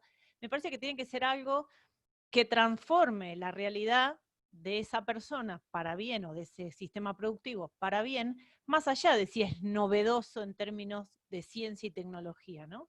Sino si resuelve una problemática concreta que hace que esa persona, su novedad o su innovación es hoy no estar con 1,50 m de nieve y las ovejas bajo la nieve, como es lo que nos está pasando.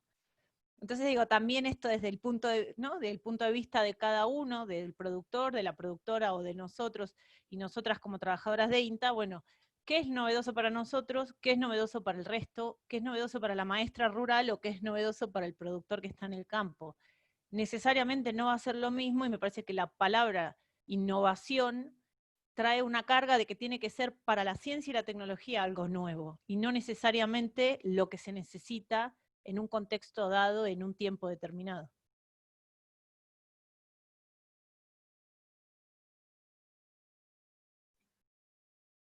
¿Hacer un aporte? Adelante, Nico. Nicolás. Creo que, a ver, repensando varias cosas que estuvimos diciendo, creo que lo innovador está en la forma que la institución nos está planteando abordar los problemas y aprovechar las oportunidades, más que en las respuestas tecnológicas. Es decir, capaz hablo como director regional porque ese es mi lugar, pero digo, esto fue un proceso en el cual una institución pública tuvo que armar una cartera de proyectos que tuvo un proceso participativo porque en los consejos regionales del INTA se definieron esos problemas de oportunidades, después hubo todo un esquema para traducirlo en proyectos, que si uno lo mira, a ver, no para hacernos el harakiri, pero si uno lo mira, está a la luz, lejos de cómo otros organismos del Estado planifican sus investigaciones, ¿sí? Porque muchas veces hasta, es decir, no hay ese vínculo con los actores, y después hay que discutir la relación de fuerza, como dijiste, de poder, que es interesante, pero digo, está a la luz de cómo otros organismos definen sus problemas, sus proyectos. Entonces, pero sí creo que tenemos mucho para aprender, y me parece que ahí está la novedad, y en algo que decía Katy, como algo que me entusiasma y todavía tengo que ver la forma. Creo que el desafío es ese, cómo podemos encontrar respuestas, pero pensándolo de una manera distinta como habitualmente lo hacíamos. Cómo pensamos distinto la investigación, cómo pensamos distinto la extensión, y a esto que lo llamamos innovación me parece que es más que nada la forma distinta de encontrar la respuesta. Porque bien, como decía Paula hace un rato, ese cobertizo que era una tecnología vieja, si hubiéramos encontrado la forma de que el productor, entre comillas, lo adopte o reconozca que en algún momento puede dar una respuesta, quizás hay problemas que no tendría. Pero digo, me parece que lo desafiante y que mucho está por construir de todo esto, sobre todo los corredores de PIT, a veces agarrándose de los pelos, porque hay muchas cosas que la vamos construyendo al andar, está en la manera distinta y que es el desafío, cómo un organismo público se expone al resto de los actores para pensar los problemas de oportunidades y para definir su línea de trabajo, que es no menor exponerse a eso. Bueno, me parece que esto es interesante, porque entonces ahí sí encontramos como estas dos dimensiones de la innovación, en donde se cruza lo tecnológico, digamos así, y lo socioorganizacional, que decía Nicolás. O sea, la creación de la novedad puede ser a nivel de la metodología de trabajo, de la metodología de gestión, de la estrategia para pensar los problemas, aunque ellas sin duda pueden involucrar después distintos tipos de tecnologías o de innovaciones tecnológicas específicas. Pero me parece que es interesante no perder esa dimensión, digamos, socioorganizacional de la innovación, y sobre todo para provocarlos, ¿no? Porque en nuestro sentido común académico muchas veces está esta idea de que innovar es bueno en sí mismo. Entonces, innovemos porque es bueno, porque hay que construir la novedad. Pero, nuevamente, o sea, la novedad, como decía Paula, ¿desde qué punto de vista? Lo que para mí es un problema y una solución basada en tecnología, quizás no es una solución para el problema de ese actor o de ese productor. Entonces yo con la metáfora del chorizo de la llama y de las llamas digo, a veces inventamos soluciones para problemas que no existen, quiero decir, para lo que nosotros es un problema, pero que no es un problema desde el punto de vista del actor de un territorio o de un actor social determinado. Entonces, me parece que pensar también cómo se pueden habilitar desde la gestión, en este caso, lugares de encuentro y conversación entre el punto de vista académico y no académico, me parece que eso es bastante interesante, que eso es muy saludable.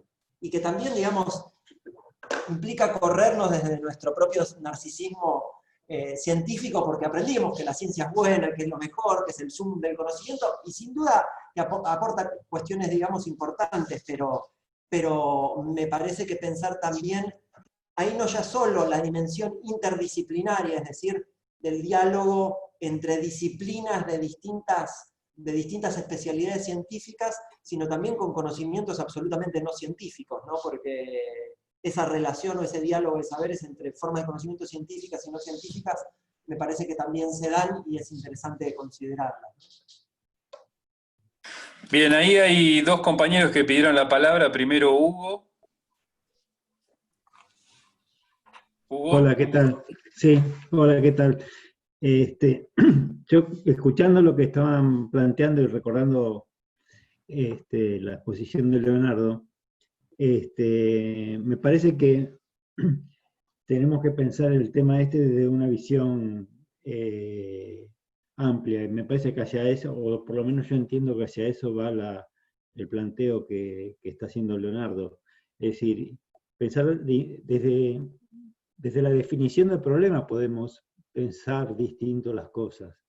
Desde cómo, incluso desde antes, desde cómo nos vamos a parar para definir un problema, podemos pensar distinto las cosas, y después con qué estrategia vamos a trabajar en eso, podemos pensar distinto las cosas.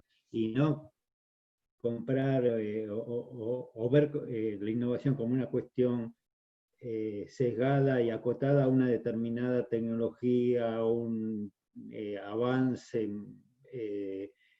novedoso en alguna cosa.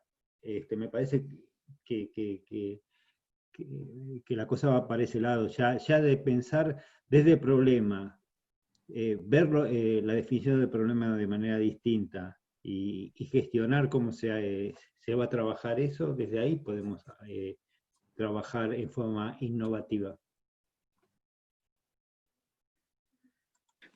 Bien, Sergio, ¿querés sumar tu aporte? Luego leemos un aporte que hay por el chat. Sí. No sé si sos... ¿Sí?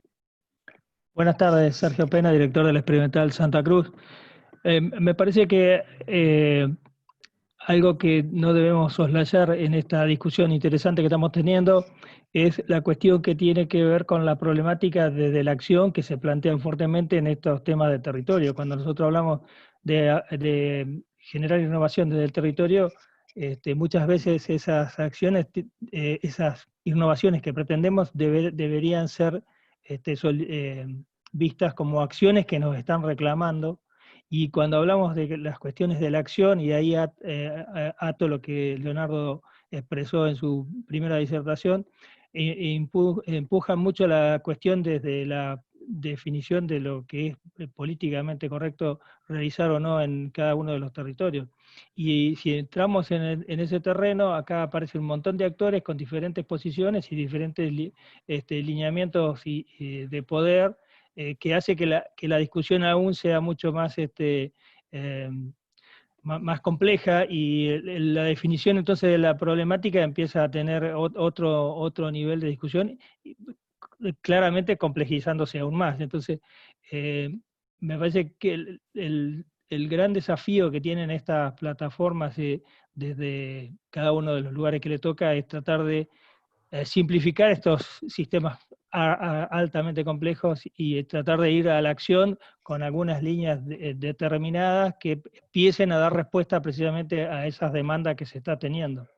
Y que posiblemente el tema del conocimiento, como dijo Paula, de conocimiento netamente científico-tecnológico, hoy ya está disponible, digamos, es simplemente la cuestión de encontrarle la forma para que lo que desde lo técnico se entiende que es la respuesta a determinada cuestión, se pueda aplicar teniendo en cuenta la visión del que lo tiene que aplicar, que es a veces donde también le estamos errando, porque no es lo que siempre se tiene en cuenta. Así que me parece que el dimensionamiento de todo el sistema claramente es alto, difícil de ir resolviendo desde una mirada sencilla.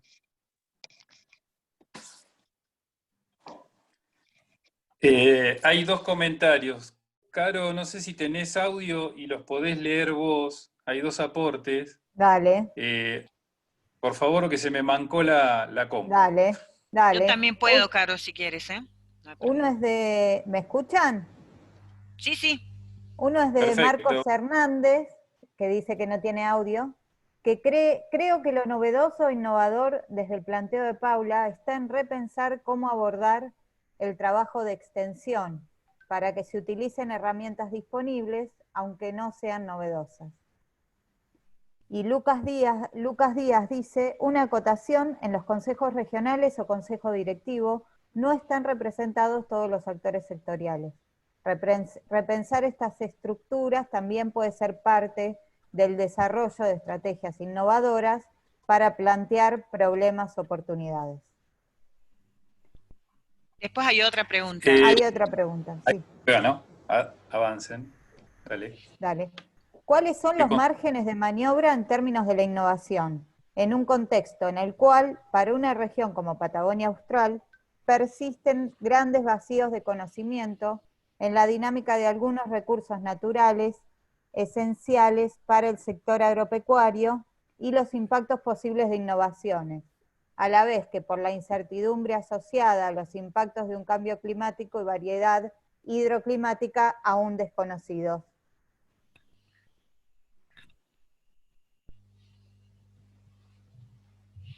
Leonardo, te dejamos la difícil tarea, ¿querés asociarlo con alguna de las viñetas? Sí, absolutamente. A ver, primer comentario, cuando Paula había hablado, dijo una frase algo así como hacerlo cambiar para bien. ¿Se recuerdan que usó esa expresión, para bien? Para bien. La pregunta es, ¿qué es ese bien? ¿Para quién el bien es un bien? Y si todos piensan que el bien es el mismo. Y desde el punto de vista de cuando introducimos actores sociales distintos, o lidiamos con ellos en la vida diaria, no todos tienen la misma idea acerca de lo que es el bien, la solución o lo correcto. Entonces, me parece que eso es importante explicitarlo, porque es lo que nos lleva a pensar también en la dimensión del poder, no como una cosa que poseemos, este tiene poder porque está allá, sino como algo que estructura las relaciones sociales entre los actores.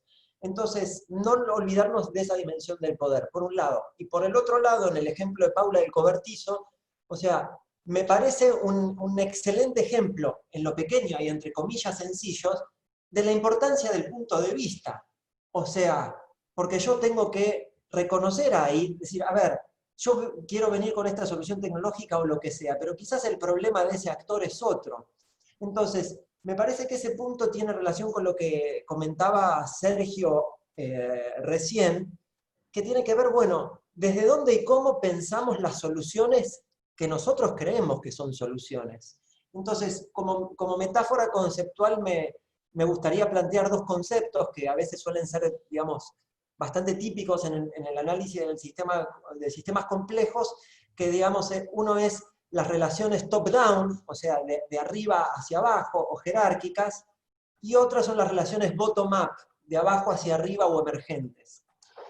me parece que en nosotros los humanos y en la forma en que se han desarrollado nuestra civilización, nuestras instituciones, tenemos, digamos, un punto de vista, una cultura de pensamiento, en donde en general estamos acostumbrados más a pensar en términos de bottom-up, de arriba hacia abajo, ¿no?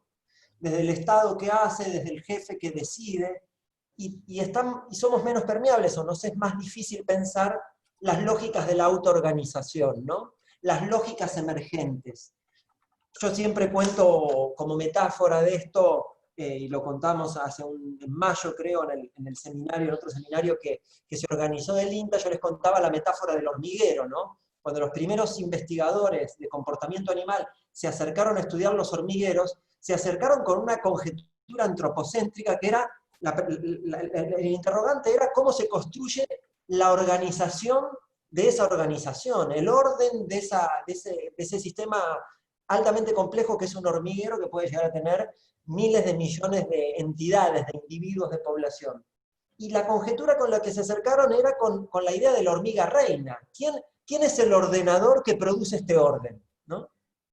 E investigándola encontraron que no hay hormiga reina, en términos de posición de mando y control. En el hormiguero no hay jerarquía, hay comportamiento autónomo y descentralizado de entidades relativamente simples, que se comunican entre sí a partir del intercambio de una sustancia físico-química que son las feromonas.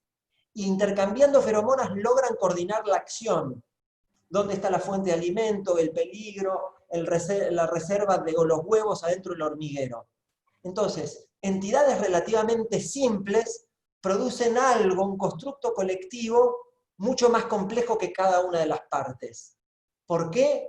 Y cada una tiene información y racionalidad limitada, ¿no? Información y racionalidad limitada, pero se comunican. Y el hormiguero emerge de abajo hacia arriba, como un sistema complejo, autoorganizado, emergente. Y entonces me parece que estas dos metáforas, digamos, la de la jerarquía y la verticalidad que permea nuestros sistemas sociales, contrasta, digamos, con las características de muchos sistemas naturales, ¿no? Entonces, a mí me gusta el concepto de biomimesis, esta idea de tratar de imitar la naturaleza. No podemos pensar esta biomimesis para pensar nuestras prácticas de planificación y de investigación. ¿Qué implicaría cooperar como las hormigas en un sistema de investigación y planificación territorial? Bueno, en la exposición Virginia decía, logramos trabajar juntos, algo de hormiguero hubo, quiero decir, algo de hormiguero hubo en lo que ustedes contaron. Pero reflexionaba sobre esto en torno a la intervención de Sergio, porque me parece que es, en parte, ¿no?, cómo encontramos un equilibrio o una buena sinergia entre estas dos dinámicas. De arriba hacia abajo, no quiere decir eliminemos el de arriba hacia abajo. El top-down, pero también con el bottom-up. Y me parece que la lógica del bottom-up, la lógica del hormiguero, sí tiene que ver con escuchar, ¿no? Hay una frase de un poeta que dice, para conversar primero pregunto y después escucho. Entonces, de pronto, preguntar y escuchar para entender el punto de vista del otro puede ser muy importante para decir, ¿sabes qué? Paremos con la idea de la tecnología de la semilla, no sé qué cuánto, y quizás si organizamos unos talleres para fabricar cobertizos, vamos a tener más impacto como agentes de cambio en el territorio, ¿no? Me parece que pensar cómo unir esas lógicas de lo top-down y de lo bottom-up es interesante. Y la otra, en la intervención creo que fue de Hugo, pensaba, digo, para poner bajo otro concepto la problematización de esta idea de qué es lo que hace complejo a nuestros problemas. Yo les había evocado esta idea de Matus, donde nada entra en un departamento, ¿verdad? Y me parece que en todas estas cuestiones en lo que están tratando de hacer ustedes, vinculado a la innovación del sistema agroalimentario, se cruzan siempre muy fuertes los aspectos, digamos así, naturales, vinculados al medio ambiente, hablaban acá en la pregunta del clima, de la producción animal, etc. Toda esa dimensión, metámoslo dentro de la etiqueta de lo natural, pero también se cruza muy fuertemente con lo técnico, con lo que podemos hacer desde la innovación tecnológica, la producción de tecnología, etc. Y se cruza muy fuertemente con lo social también. La etimología de la palabra complejidad, que quiere decir, viene de una palabra latina que es complexus, que es lo que está tejido todo junto, lo que está tejido todo junto. O sea que la metáfora de la complejidad es la red, o es la urdimbre, o es el tejido. Esa palabrita complexus deriva de un verbo latino que es plectere, que quiere decir justamente trenzar, entrelazar, que también significa apretón y abrazo. Esto a mí me gusta mucho, esa dimensión del abrazo, ¿no? Porque nos conecta también con una dimensión más afectiva, más sentimental, que para mí es muy importante, ¿no? Porque no somos solo homo sapiens de una racionalidad fría que vamos calculando la mejor solución para cambiar el territorio. Vivimos en el territorio, soñamos en el territorio, amamos el territorio, hay cosas que no nos gustan del territorio, pensamos y sentimos. Entonces, bueno, nada, recuperar esa dimensión más de lo afectivo, de lo espiritual, incluso en los procesos de construcción de conocimiento científico. Primera cuestión. Y la segunda cuestión, vinculada a esta etimología de la palabra complexus, de la urdimbre, de lo que está tejido todo junto, me parece que tenemos que pensar conjuntamente esta relación entre lo técnico, entre lo social y lo natural. Y no olvidar, y no unidimensionalizar o no reducir nunca uno de estos aspectos o estas dimensiones. Porque si no, sí corremos de pronto el riesgo de hacer el chorizo de llama, como digo yo, ¿no? De ir a una solución técnica olvidándonos, digamos así, de la factibilidad social que tiene otra tecnología, ¿no? Esto es algo que a mí me preocupa mucho y me parece que sí hace, que es un corazón central del proceso de planificación y de deliberación pública sobre nuestros problemas, y que atañe de un modo central al proceso de diseño e implementación de políticas públicas, y tiene que ver muy concretamente con el modo en cómo gastamos dineros de recursos públicos. Porque yo a veces digo, en parte de manera provocadora, ¿no? Las políticas públicas a veces son cementerios de fracasos, de cosas con buenas intenciones, con objetivos que coincidimos en la meta, que mientras que los actores que implementan esas políticas están en el territorio funcionan, pero cuando nos vamos, eso al tiempo cae. Y ustedes lo plantearon, lo planteó Virginia en la presentación. Esta plataforma va a durar 3 o 4 años, y después no vamos a estar, y queremos que esto trascienda en las personas. Ahora, que esto trascienda a las personas implica que los actores vivan como propio y se apropien de eso que fue construido con la plataforma. Y la forma en que se apropien de eso es que sean parte. Porque si yo voy como una solución externa a decirle, toma agua de esta botella y no consumas botellitas de plástico que va a terminar en la panza de una ballena, y yo no sé si el tipo me va a hacer caso. Porque quizás el problema del tipo no es usar la botella reciclable. El problema es, no tengo agua directamente. Entonces, incorporar el punto de vista y los conocimientos de los actores en la definición misma del problema, como planteaba Sergio, me parece que es determinante para que esas soluciones sean sostenibles en el tiempo. Es decir, para que el cambio que busca instrumentar una política perdure más allá de la permanencia del agente público, de la gente que está liderando ese proceso de intervención, tiene que ver con esa dimensión de participación y de apropiación por parte de los actores. Si no, muchas veces, y no lo digo, no estoy pensando en la experiencia de ustedes, que la conozco muy poco, sino de otras políticas públicas, que insisto, las mejores intenciones, con los mejores objetivos, pero al cabo de un tiempo decís, che, ¿y cómo sigue esto? No sigue. Y en el medio gastamos un montón de dinero para algo que finalmente no se transformó. Una de las cosas que venimos haciendo nosotros, desde el trabajo más de investigación científica en CONICET, tiene que ver justamente con esto, con desarrollar metodologías que nos permitan analizar la viabilidad social, y rescato esa dimensión, ¿no? La viabilidad social de políticas públicas o de planificaciones en general, ¿no? Sabiendo que obviamente la viabilidad, la factibilidad de una política, de un plan, tiene un montón de componentes, donde en general, una vez más, se tiende a poner el acento en la factibilidad tecnológica, en la factibilidad económico-financiera, en la factibilidad medioambiental, y nos olvidamos de lo social. Y somos animales sociales. Somos redes de personas que vivimos, pensamos, sentimos y soñamos. Y si nos olvidamos de la dimensión humana de la política, de la tecnología, del plan, vamos a fracasar una y otra vez. No significa reemplazar lo social por todo lo otro, pero sí ponerlo en una dimensión muy, muy relevante. Porque si no corremos el riesgo también de que las soluciones óptimas, ideales, en términos tecnológicos, naturales, medioambientales, económicos, directamente no sean aceptadas por los actores a quienes se dirigen esas soluciones.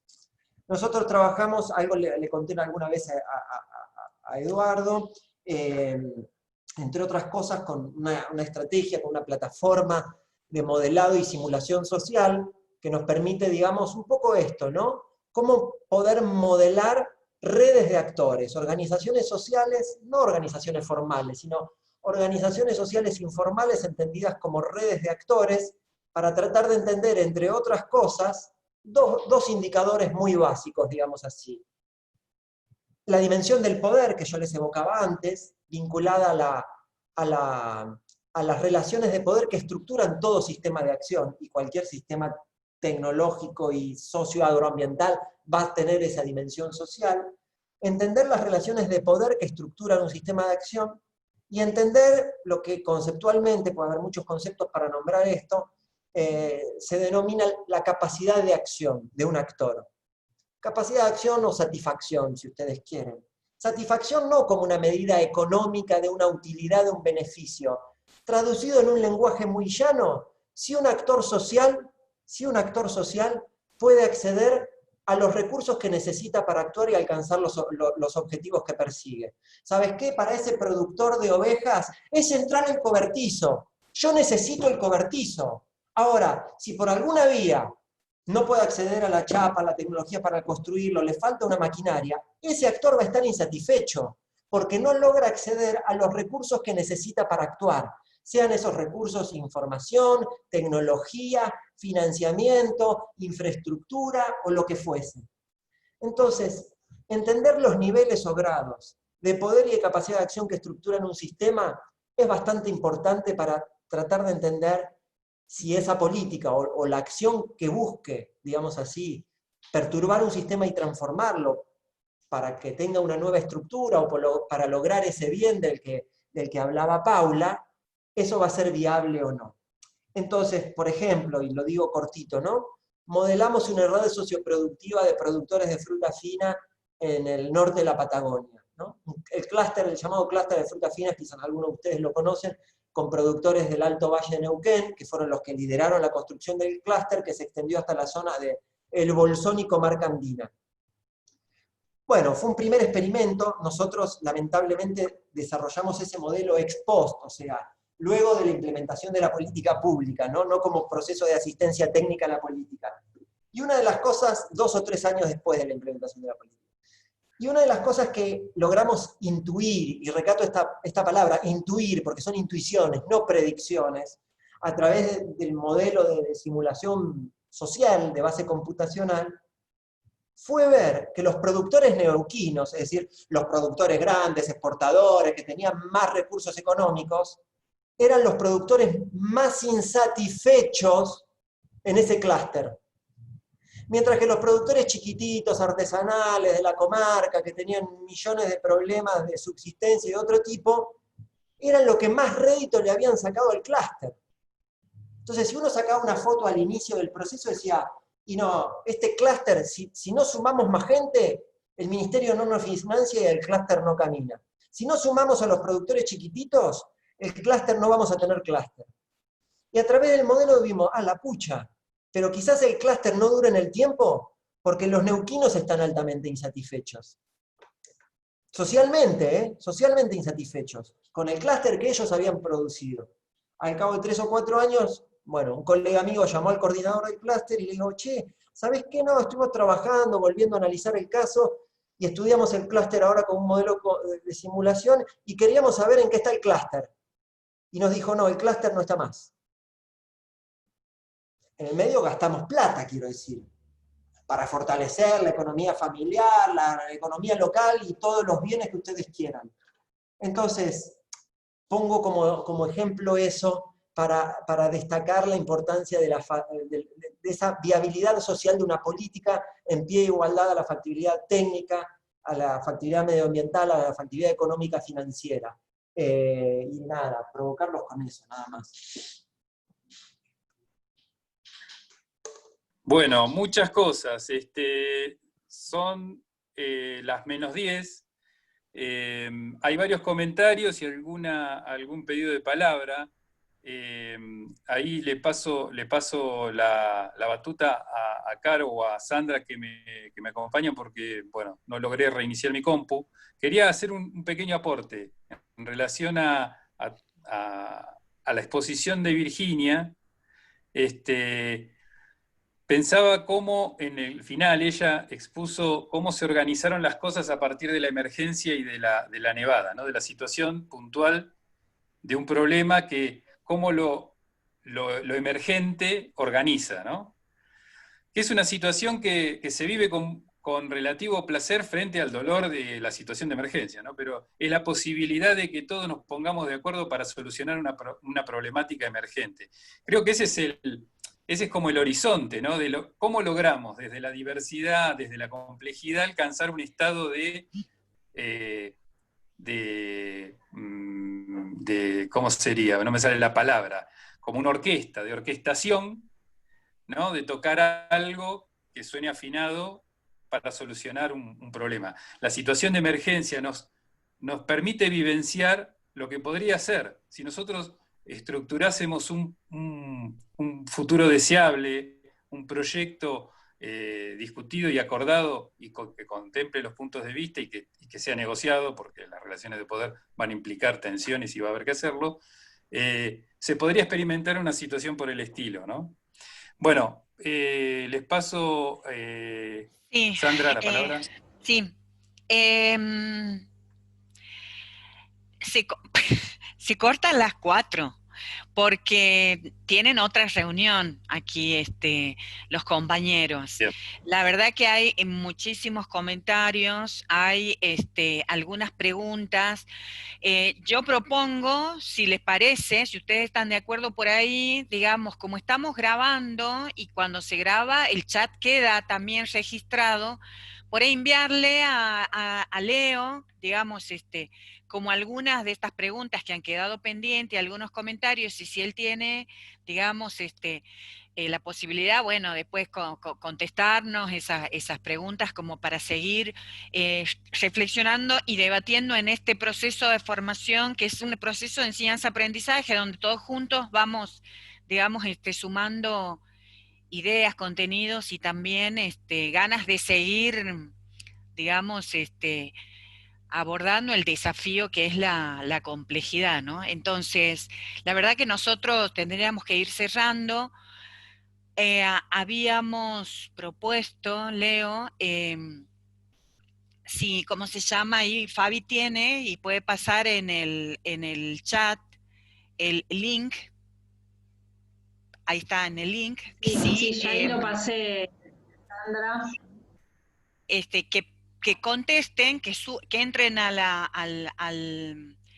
página del Mentimer y que contesten con una o dos palabras claves que entienden por complejidad, que entienden qué es lo que le ha quedado, digamos, en el día de hoy, en este debate, en esta reflexión, en estas provocaciones que nos has tirado vos, Leo, que son muchas y son muy intensas, qué es lo que nos ha quedado en una o dos palabras.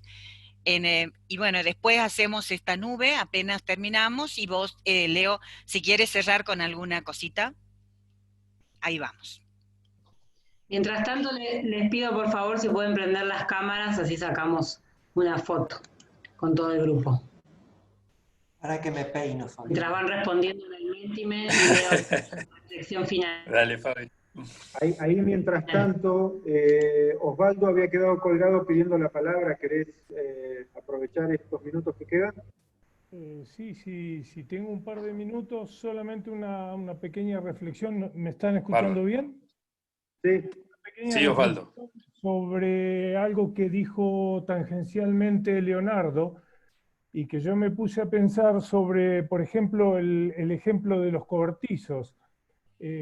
¿Y por qué si la ganadería en Patagonia tiene más de 100 años, uno tendería a suponer que a alguien se le tendría que haber ocurrido antes la solución de los cobertizos? ¿Por qué no existen hasta el momento?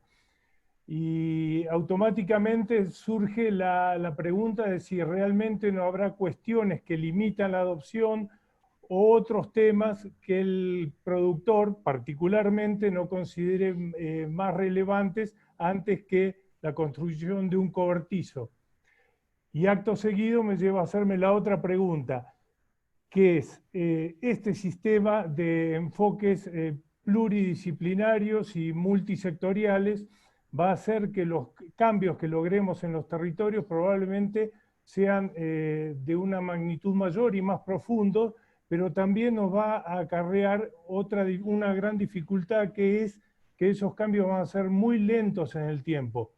Y esto es una reflexión que dejo para los más jóvenes, porque seguramente con nuestro perfil de técnicos agropecuarios estemos más acostumbrados a los logros más inmediatos.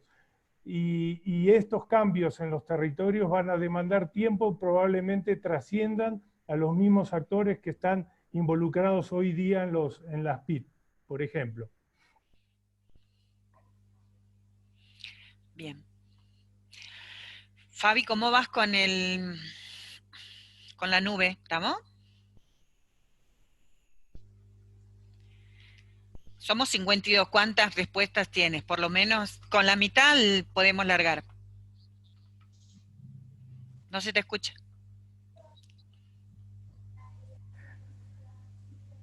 Ahí anunció Fabi que no estaba pudiendo sacar la foto. No sé si alguien la puede sacar, Caro. Bueno, no sé a si ver. vieron las cámaras, tuvo una dificultad con la conexión. Pero no sé, no nos cuenta nada todavía del Mentimeter, cómo va. Sí, gracias. Ahí.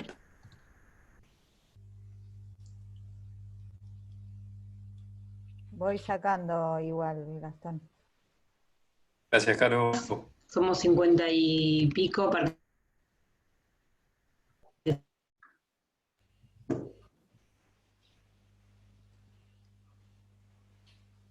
Y acá porque yo veo todos sin cámara, debe ser que tengo la conexión con banda muy pequeña.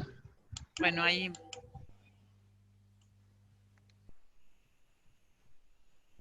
A 18. ¿Quieren que vaya mostrando? A ver, vayan contestando. Están ahí, no sean tímidos. Vamos, hormigas, escriban, hagan funcionar el hormiguero. Vamos. De paso controlamos, si no se han ido a dormir ¿cómo se llama? La siesta.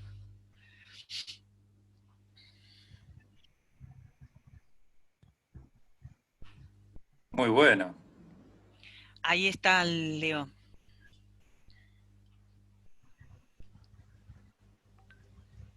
Muy bueno las palabras que fueron saliendo.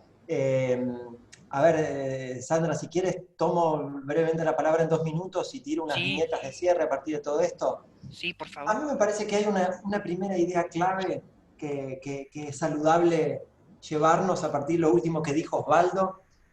Primera viñeta.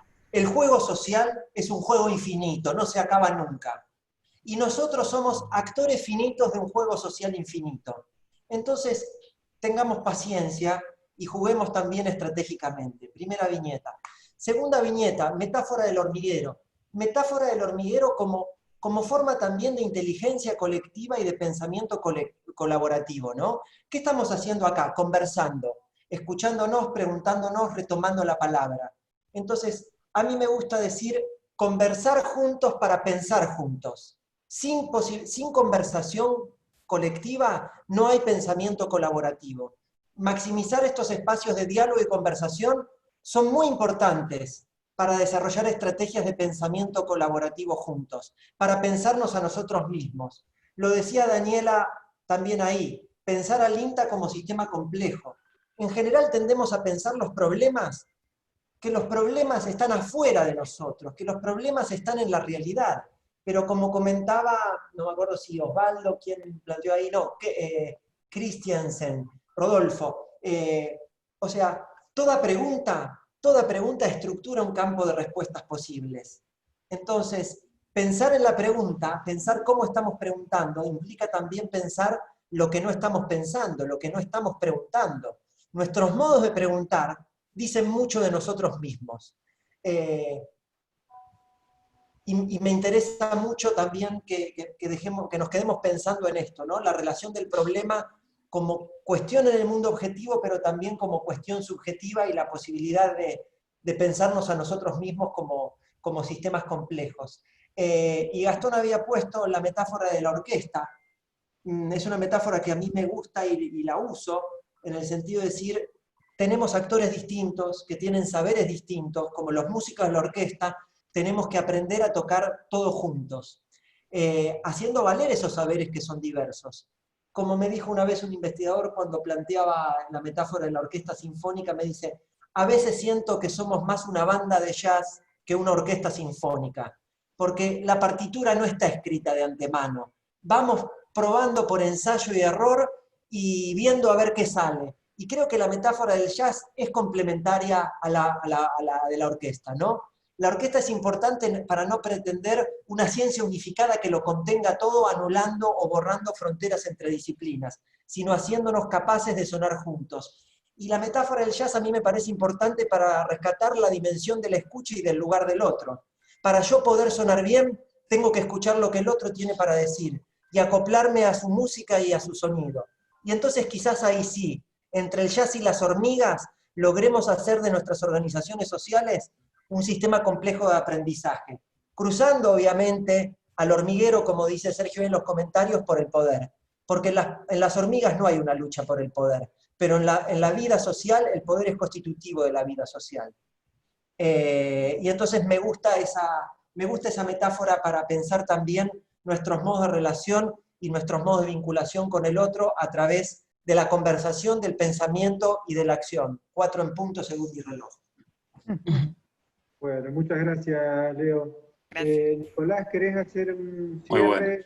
Estamos sobre la hora y en cualquier momento nos cortan, así que si estás ahí, podrías hacer el cierre de la sesión, por favor.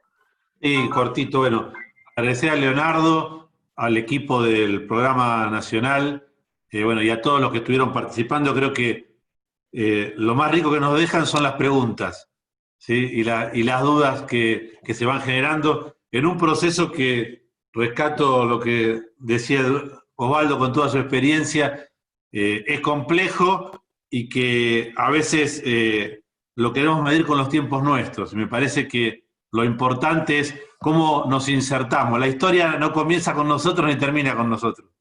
Tenemos que ver cómo jugamos en ese momento, pero sí teniendo claro que lo que hagamos tenga impacto en el sentido que le mejore la vida al productor, al poblador, al trabajador rural. Porque en ese juego de investigación, extensión, fondos públicos y eso que venimos charlando, también se juega qué eficientes somos para mejorarle un poco la vida a ese productor, a ese poblador, a ese trabajador rural. Y bueno, creo que esta charla que tuvimos hoy con Leonardo, muy rica para pensar todo esto y para cuestionar nuestras acciones. Así que bueno, muchas gracias Leonardo y a todo el equipo. Gracias. Un placer muy grande y una alegría verlos y compartir este espacio con ustedes. Bueno, gracias. Bueno, gracias. Muchas gracias. Gracias, Leo, a todos, por tu generosidad. Saludos, Chao, gente. estamos bien. Buenas tardes y buen fin de Chao. semana. Buen fin de... Muchas gracias. Chao, gracias. Saludos. Paula. Chao, Gastón.